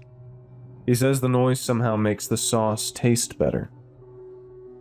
No one but Daryl is allowed in the basement. He says it's where he keeps the spices, the recipe, and the grinder he uses for the tomatoes. He also says there are no lights down there, but that's fine because he's used to working without them. Sometimes, when the noise gets too loud, He goes down and kicks the freezer until it quiets. I can hear him talking to it while he's down there. Low, teasing, like he's joking with a person. He tells it he'll make sauce out of it if it doesn't behave. Sometimes I hear a softer sound right before he kicks it. Something that almost sounds like whimpering. When he comes back upstairs, he's always smiling, wiping his hands on his apron. Once, early in the morning, we ran out of sauce. Daryl told me to mind the counter while he went downstairs. I heard the grinder start. A second later, the sound began, louder than I'd ever heard it. The shelves rattled. From the basement, Daryl cranked the radio. "This Is How I Disappear" blasted through the floorboards, the drums pounding hard enough to almost drown it out. I stayed where I was and stared at the front door. When he came back up, he carried 2 containers of fresh sauce. Thick, dark red. The smell hit me and made my mouth water before I could stop it. Sharp and metallic, like copper. "That's how you know it's fresh," he said, smiling at my reaction. For all his faults, Daryl calls me his friend. Daryl loves classic first-person shooters, older Call of Duty titles, Halo. He beats me every time, never rushing, never reacting too late. The strange part is how still he is while he plays. No blinking, no frustration, just a calm focus that makes me think he's spent far too long indoors, practicing while the rest of us were asleep. He lives in an apartment attached to the back of the shop. Inside, it's furnished like a tiny castle. Heavy wood furniture, thick curtains, everything built to last 100 years. He says it's an Italian thing. I don't argue. People with furniture like that usually know how to hide a body. His wife and kids are polite, to the point of being unsettling. They all look alike. Pale, sickly, like they've never seen real sunlight. The kids are homeschooled and speak like adults who've had time to rehearse. Before I could drive, and when my dad was busy, my grandfather used to pick me up after my shifts. He hated Daryl.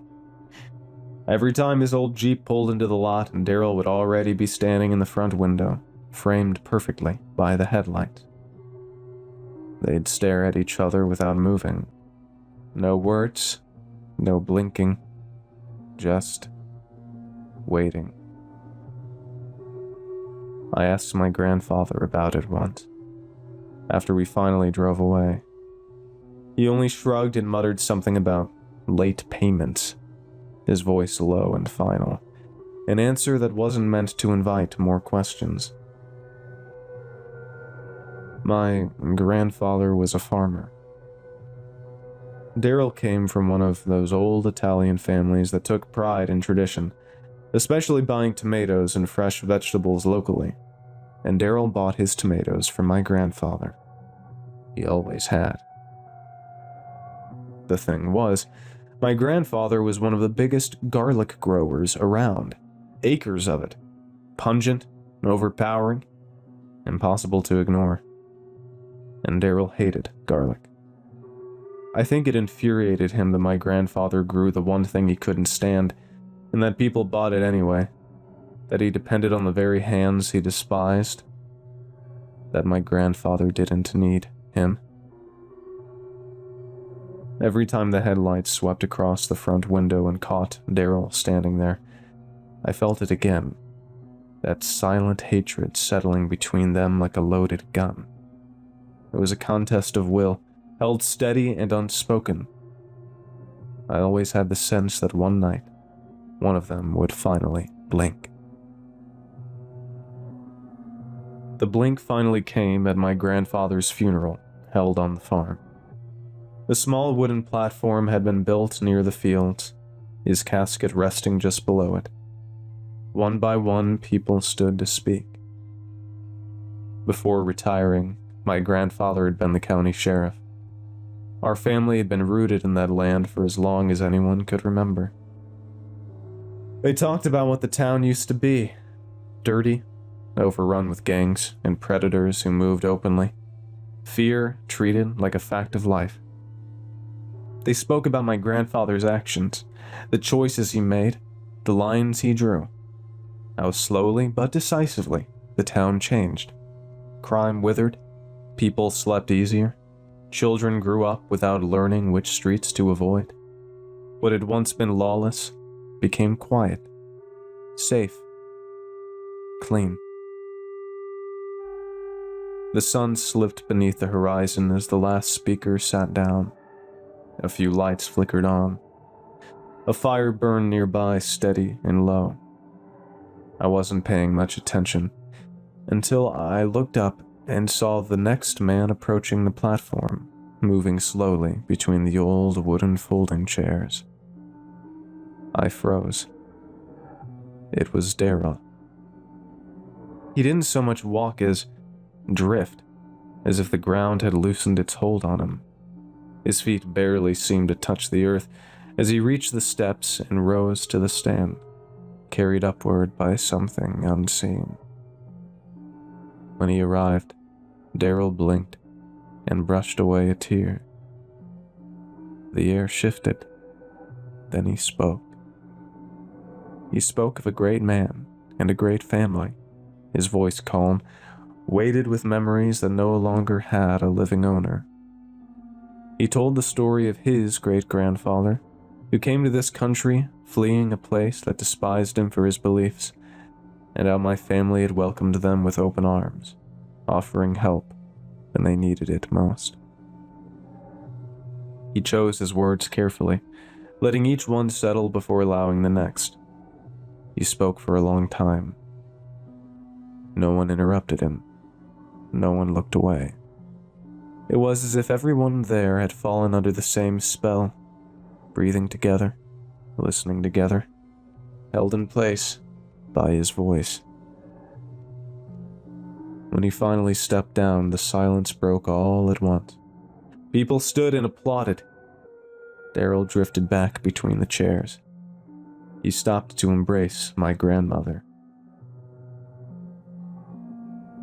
I didn't know what to make of it.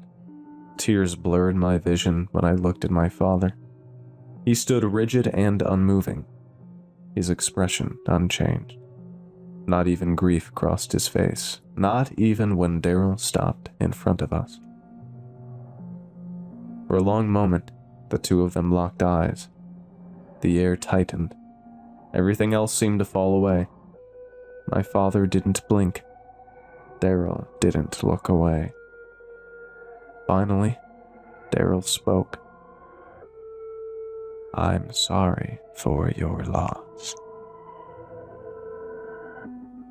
The words were gentle, almost kind, but something about them felt wrong, rehearsed, as if they had been spoken before, as if they would be spoken again. He extended his hand. My father took it. The shake was slow and deliberate. Neither of them looked down. When they released, my father's face remained unchanged.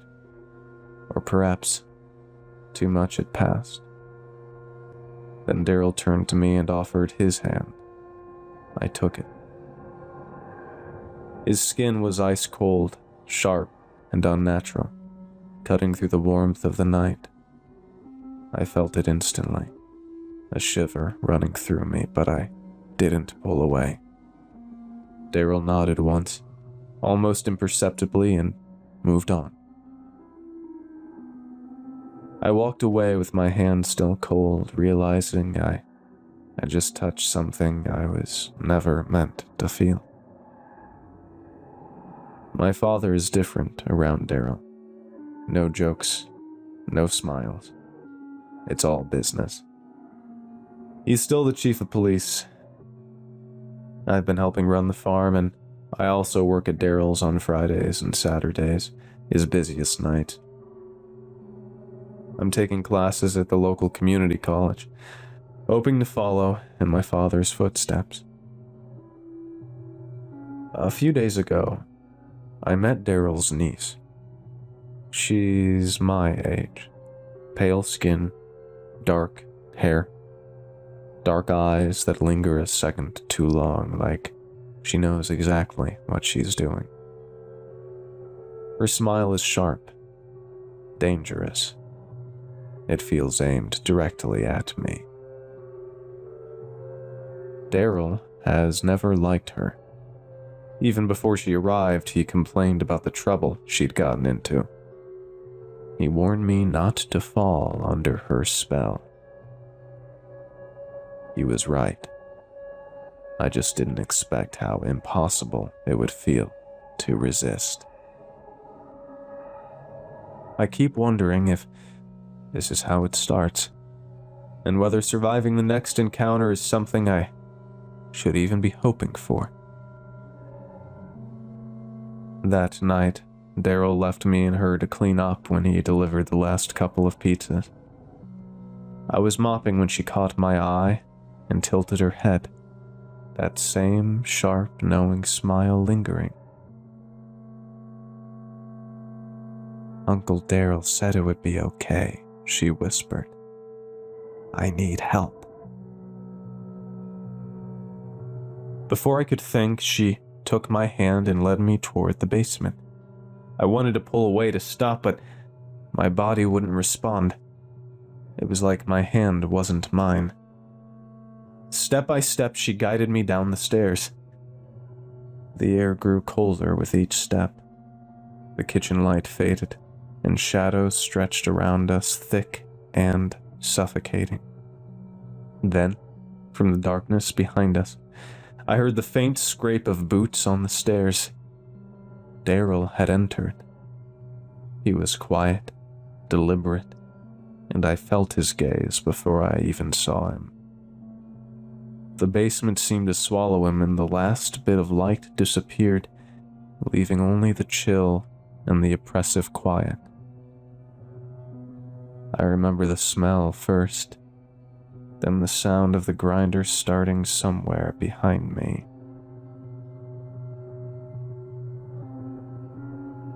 I woke up in the kitchen just before sunrise, alone, my clothes stiff with something dark and sticky. The basement door was closed. The shop was spotless. Daryl was already at the counter, humming along to the radio, stirring a fresh pot of sauce.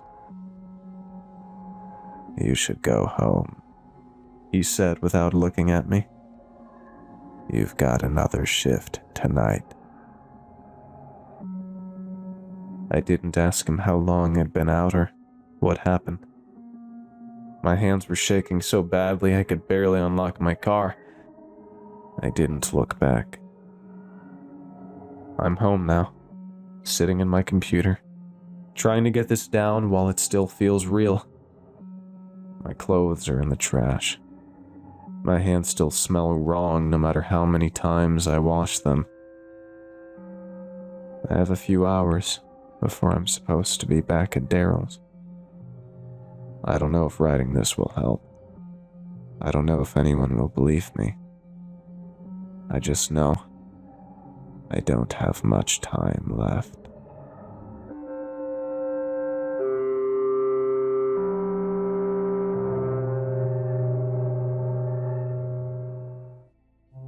I ordered a PS Vita online. I received a box of spiders by Expensive Pie 9154. And if you enjoy this story, you can check out more of the author's work at his Substack link in the description.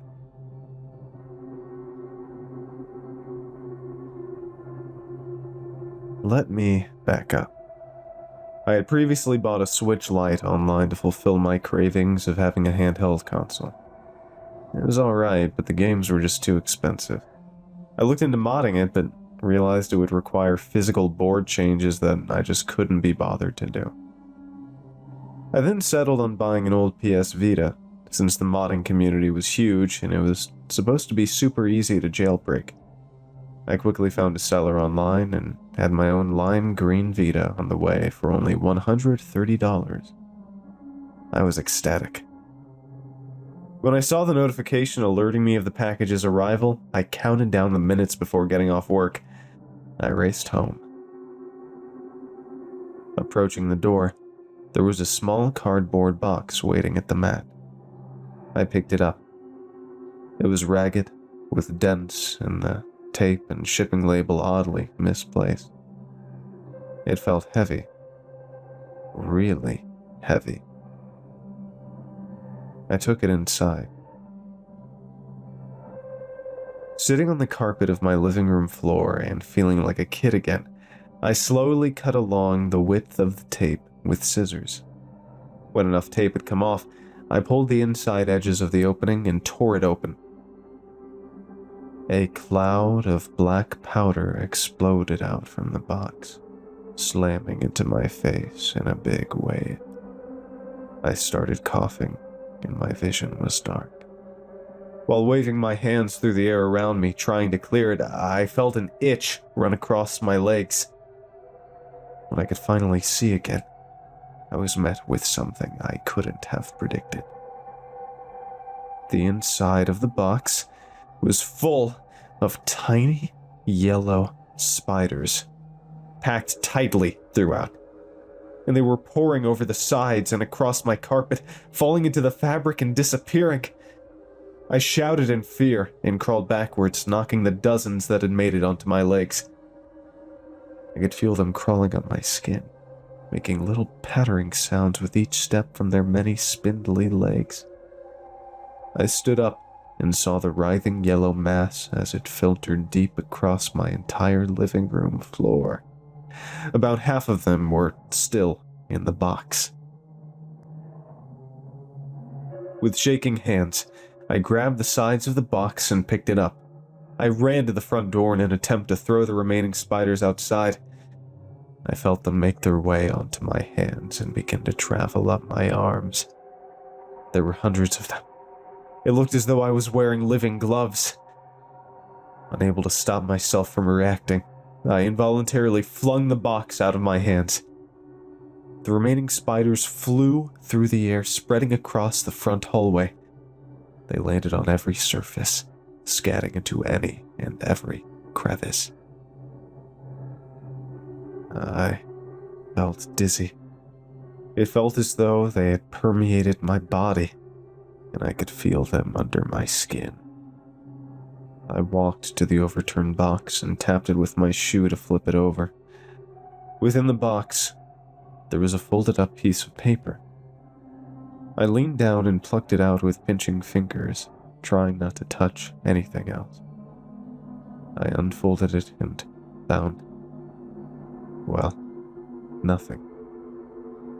The page was completely blank. I tossed it and the empty box into the outside garbage can.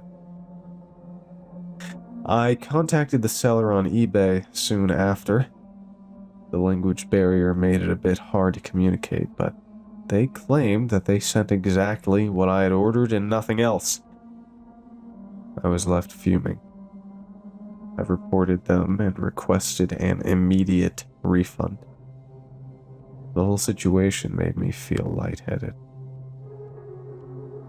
Occasionally, or maybe more than that, I'd run into spiders throughout my house. After the initial dispersal, they weren't really everywhere in obvious spots. Rather, I'd see one run across a countertop, or I'd see the beginnings of a web on the underside of a table. I couldn't stand it. My dog, Maya, was being driven crazy. I kept finding her jumping and running around, trying to catch them. I also kept getting weird nightmares, seeing a person in black standing in the back of my closet. It wasn't unheard of for my dreams, but this felt more visceral, more real. It had happened every night. Anytime I turned the light on, it would just be hanging clothes. Of course, the occasional spider crawling across my face or chest didn't help. Flash forward a few days into my spider infestation. Over that time, I kept feeling worse each morning. It felt like a weird haze had enveloped my head, like I had a light fever. It was through this haze that I was taking Maya out to go to the bathroom in the backyard. While pacing around the yard, I saw something out of the ordinary within a bush lined against the wall out of my peripheral vision. An object. I reached through the bush and struggled as I pulled out a cardboard box, much smaller than the one I had received prior. It looked as though the shipping label had been torn off. Traumatized from the spider box, I decided to open this one outside, carefully cutting it open and pulling the flaps up slowly. I found packaging peanuts. I turned the box over to empty them, careful not to touch anything. A black object fell out onto the grass with the packaging. It was the Vita and its charging cord. A jolt of electricity ran up my spine and scattered my thoughts. The boxes had been swapped? Who would do that? Why? And how did the correct one end up in my backyard? My quivering fingers pulled out my phone and opened the doorbell camera app. I looked at the footage back from the day of delivery. It had recorded movement twice while I was at work. The first was a delivery man dropping off the smaller package at my doormat, visible at the bottom right corner of the feed. Nothing seemed strange at all. Then I checked the second recording. It starts right as black gloved hands enter the bottom right frame and pull the box out of view in the direction of the front door. My eyes widen. A minute later, the same hands push a new, bigger box sloppily thrown together with the original packing label onto the doormat. They knew the camera was there. They must have. They were almost completely out of view. But worse was how they came from that angle. No one could have done that unless they came from inside. I was petrified. The implication made no sense, but terrified me all the same. That was an hour ago. I'm still outside with Maya. I keep pacing in circles. She's been begging to be let in, but I just can't. I'm scared to go in. Scared of the spiders everywhere. But mostly, I'm scared that there's someone else in there with me. The footage keeps running back in my mind. Those nightmares. What the hell is happening? I'm texting this out and posting it to ask for advice.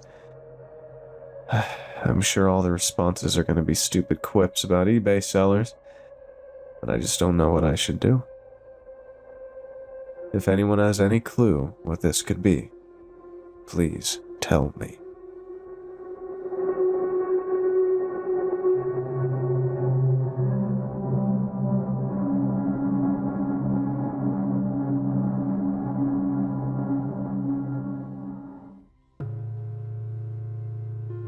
Have you ever played 3 Leaves, 2 Branches, 1 Beak by Toast with Wi-Fi? And you're listening to Clancy Pasta.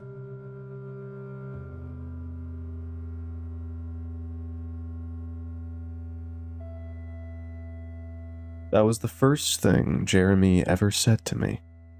I'd been babysitting the boys for 3 days while their parents were away, and until that moment he had not spoken a single word. Not to me, not to his brothers, not even to answer simple questions. The other two told me he was just shy. They said he had always been like that. Sweet, polite, just quiet around new people. Still, 3 full days of silence felt like something more than shyness. There were 3 of them, each about 3 years apart.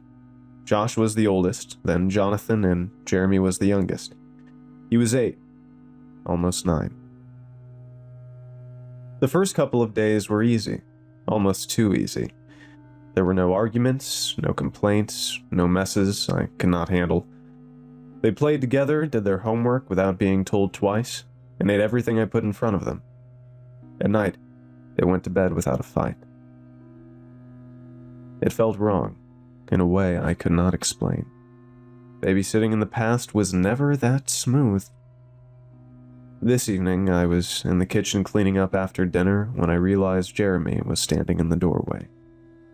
I had not heard him walk in, he was just there, watching me. When I turned toward him, he did not look away. He did not blink. His hands hung at his sides, and for a moment I had the strange feeling that he had been standing there for a while, waiting for me to notice him. I started to tell him something, but he spoke before I could. Have you ever played 3 leaves, 2 branches, 1 beak? His voice was quiet and careful, like he was choosing each word before letting it out. I let out a small, nervous laugh. I had not expected his first words to be something like that. No, I said. I've never heard of it. Is it fun? His face changed instantly. He smiled wide and sudden, like he had been waiting for me to say exactly that. Yes, he said. I love this game. He looked too happy for me not to ask. How do you play? I asked. We have to go outside first, he said. Then I will tell you the rules. I glanced at the clock. It was already late, and his brothers were upstairs getting ready for bed. It is too late to go outside, I told him. You need to go to bed. For a moment he did not react. He just stood there, staring at me with that same small smile. Please. He did not raise his voice. He did not whine or complain. He just repeated it, softer each time. Please. Please. Please. Each word sounded thinner than the last, like it was being pulled out of him. I hesitated. I should have said no, but something about him standing there like that, after days of silence, made it hard to refuse. Is it quick? I asked. Yes, he said immediately. I let out a breath. Fine, but after that you go straight to bed. He nodded once, sharp and certain, then turned and ran. I followed him down the hall, calling after him to slow down, to at least put on shoes, but he did not listen. By the time I reached the back door, he was already outside. Barefoot, standing in the middle of the yard, not moving. The porch light flickered as I stepped out after him, and a strange stillness settled over everything. There was no wind, no insects, nothing but the sound of my own breathing. For a few seconds, neither of us moved. He did not seem impatient. He did not repeat himself. He just waited, as if the game had already started and I was the one slowing it down. So, I said, trying to keep things light, You said you would explain the rules? He nodded once. You have to find 3 leaves, he said. They have to be different. I glanced down at the ground. Leaves were everywhere. That part seemed easy enough. And 2 branches, he continued. But you cannot break them. They have to already be on the ground. Well, that makes sense, I said. Anything else? He paused, then added, a little brighter now. Every time you pick something up, you have to say what you have. Out loud? Yes. I waited for him to explain why, but he did not. He just stood there watching me, as if that was all there was to it. And the beak? I asked. You get that last, he said, at the edge. He pointed toward the back of the yard, where the grass faded into dirt and low brush before giving way to trees. There is really going to be a beak out there? I asked. Yes. From what? Hunters leave them. The answer came too quickly, like something memorized. I almost questioned it, but something about the way he said it made it feel pointless. All right, I said. I will go first. He nodded. I stepped away from him and looked down at the ground until I found a leaf that looked different enough from the others. I bent down, picked it up, and straightened again, turning it slightly in my fingers. 1 leaf, I said. Jeremy nodded, watching me closely, his eyes fixed on my hand. I moved a little farther and found another, wider and darker, its edges curled inward. I picked it up and added it to the first. 2 leaves. He nodded again, just as quietly. By the time I reached the 3rd, I was already aware of how strange it felt. Standing in the yard, talking out loud like that, repeating words that should not matter. But I could not stop. It felt important to him. 3 leaves. Jeremy gave the same small nod. His gaze did not shift. He kept watching my hands, as if he was both listening for something precise and making sure I was doing it right. Now branches, he said. I turned toward one of the trees and spotted a thin, dry branch lying near the base. It looked like it had been there for a while. I picked it up without thinking. 1 branch, I said. Jeremy tilted his head slightly. All of it, he said. I frowned, adjusting my grip. All of it? He nodded. I let out a breath and corrected myself, forcing a small smile. 3 leaves, 1 branch. That seemed to satisfy him. I walked a few steps farther and found another branch, smaller than the first and half hidden in the grass. When I picked it up, I spoke again, a little quicker this time. 3 leaves, 2 branches. Jeremy nodded once more, slower now, as if confirming something to himself rather than to me. For a moment, neither of us said anything. The quiet of the yard pressed in around us, heavier than before. Then he looked toward the woods. Now the beak, he said. I followed his gaze. The edge of the yard did not feel like a boundary anymore, just a place where things became less clear. You are really telling me there's going to be one just lying there? I asked. Yes.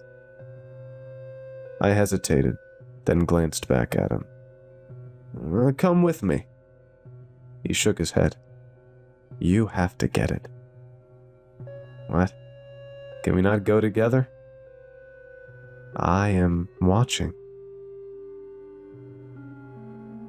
That did not feel like an answer, but he did not offer anything else. I shifted the leaves and branches in my hands and started toward the edge of the yard. The ground changed as I walked, the grass thinning into patches of dirt and uneven roots. The air felt heavier there, like the warmth from the house stopped just short of reaching it. It was quiet. Not completely silent, but quiet enough that I noticed what was missing. No insects, no movement in the trees. Just that same stillness pressing in around me. I slowed down as I reached the first line of trees. Then I saw it. It was lying in the dirt a few feet ahead of me. Small. Pale. A beak. I stopped and stared at it, trying to make sense of what I was seeing. There were no feathers around it, no blood. Nothing to suggest anything had happened there. It looked clean. Almost too clean. I glanced around, expecting to find something else. A body? Bones? Anything? There was nothing. Just the beak. Jeremy? I called, not taking my eyes off it. There actually is one here. I told you, he said. His voice was closer than I expected. I turned slightly and saw him standing a few steps behind me. I had not heard him walk over. I looked back down at the beak and crouched, reaching out to pick it up. It was lighter than I expected, smooth and intact, not broken or torn, just separate. For a moment, I just held it. Then I remembered. 3 leaves, 2 branches, 1 beak, I said. My voice sounded louder than it should have. I started to straighten, turning slightly back toward the yard. Okay, that is Say it again. I froze. Jeremy's voice was right behind me now. I turned. He was closer than before, standing still, looking not at me, but at what I was holding. All of it, he said. I swallowed. 3 leaves, I said. 2 branches, 1 beak. He nodded slightly, but something in his expression did not change. Again. I stared at him. Why? You have to say it 3 times. His voice was flat now, the excitement from before completely gone. I looked down at the beak in my hand, then back at him. 3 leaves, 2 branches, 1 beak, I said quietly. He smiled again, sudden and bright like before. Perfect. Now, one last thing. He ran back toward the middle of the yard, stopping at the spot where he had been standing earlier.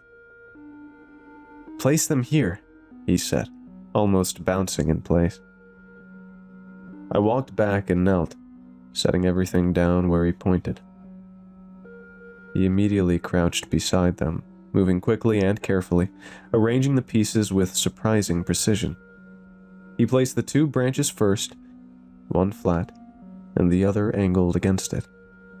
Then he set the beak at one end, and laid the leaves along the branches, spacing them evenly as if following a pattern he already knew. I watched him for a second, trying to make sense of it. "What is it?" I asked. He did not look up. "A raven," he said. I frowned. "How do you know what a raven is? There are not any around here. The cat scared them off years ago." He adjusted one of the leaves slightly, then finally looked up at me. "That is just a story," he said. For a moment he smiled again, but it did not reach his eyes. "They are still here." He glanced past me, toward the dark edge of the woods. "Watching."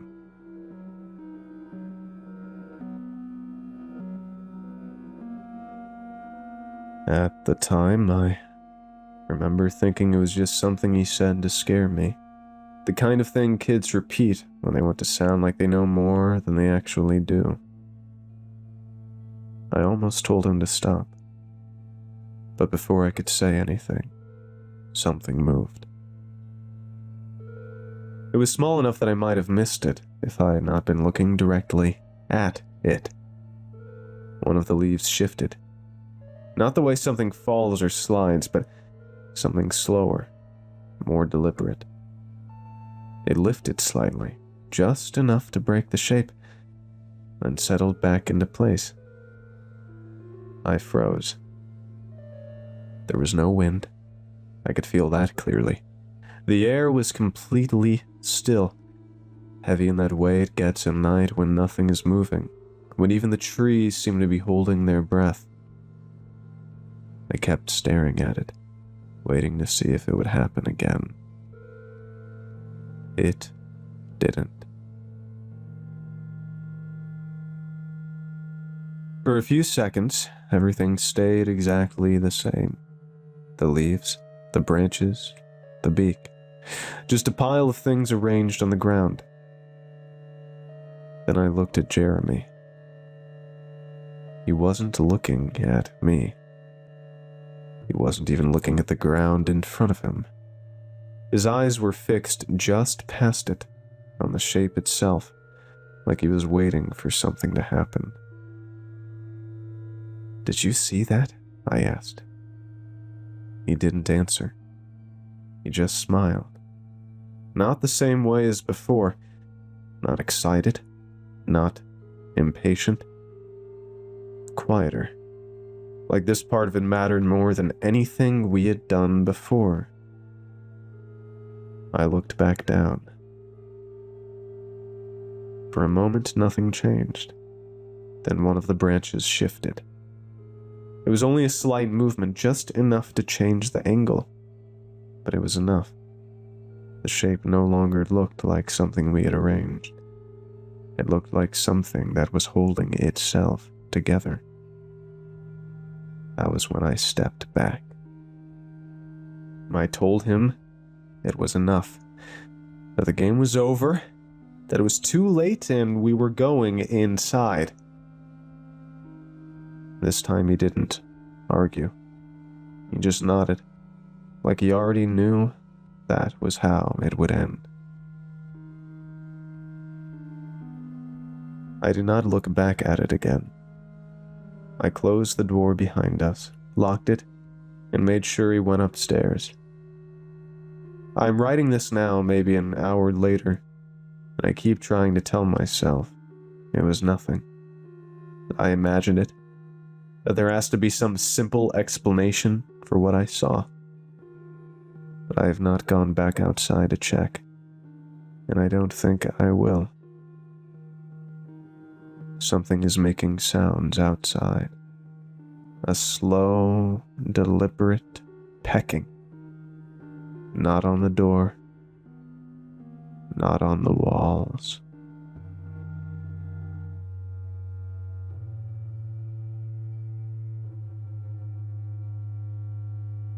Part 2.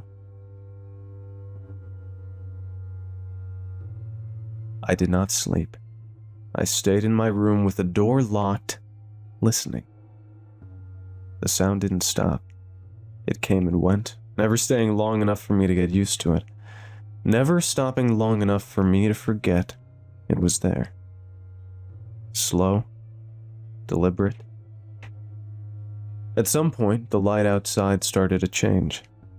The dark shifted into something softer, and I realized it was morning. I heard the kids and went downstairs. Jeremy was already sitting at the table, eating breakfast. He did not look at me.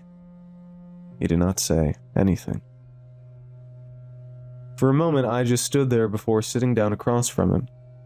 He kept eating, quiet, like he had been the past 3 days. I didn't say anything either. We sat there for a few minutes without speaking. After a while, he finished, got up, and went upstairs. He didn't look at me when he passed by. I waited a bit before moving. I found Josh and Jonathan later getting ready.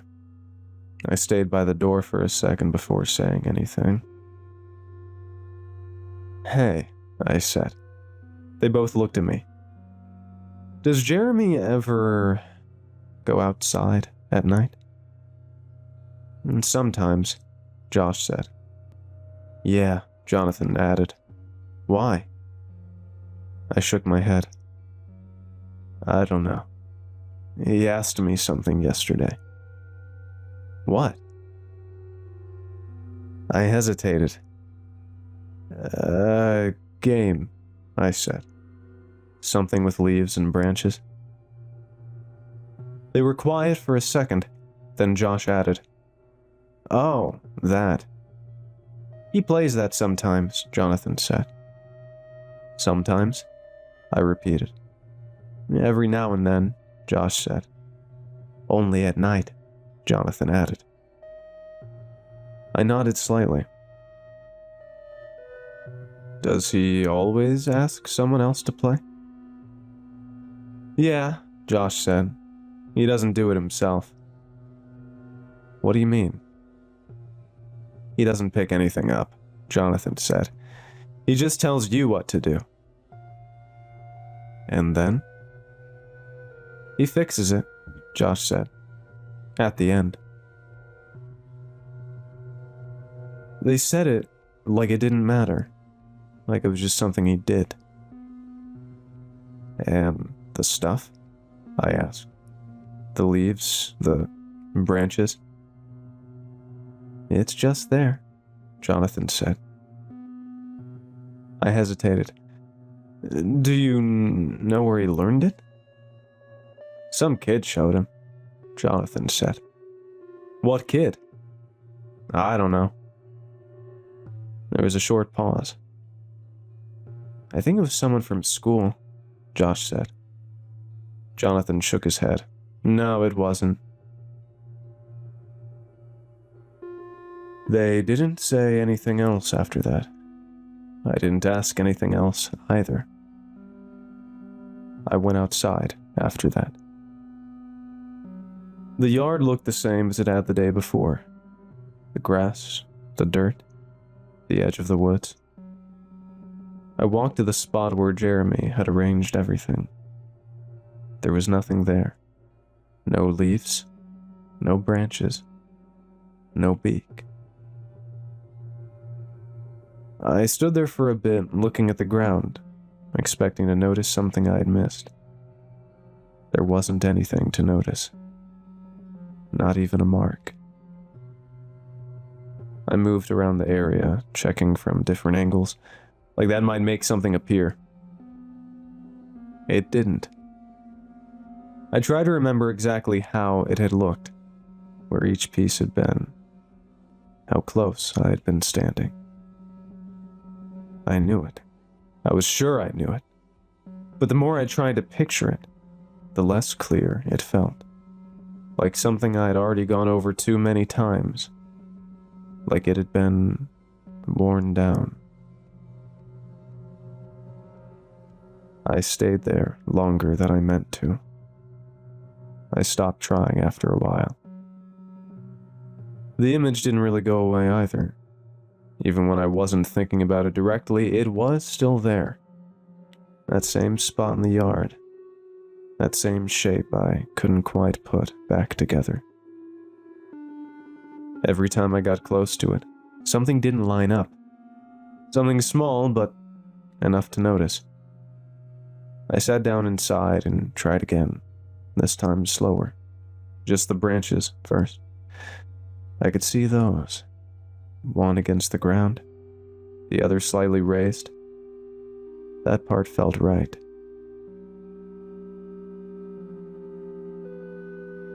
Then the leaves. I knew there were 3. I tried to place them, but it didn't work. I adjusted them in my head, moved them around, tried different positions. None of it felt correct. I stayed like that longer than I meant to, going over it again and again, trying to get it right. After a while, it started to feel harder to focus. Not suddenly, just a slow pressure building behind my eyes. I leaned back slightly and closed them for a moment, but the image didn't go away. If anything, it stayed clearer there. The branches. The empty space where the leaves should have been.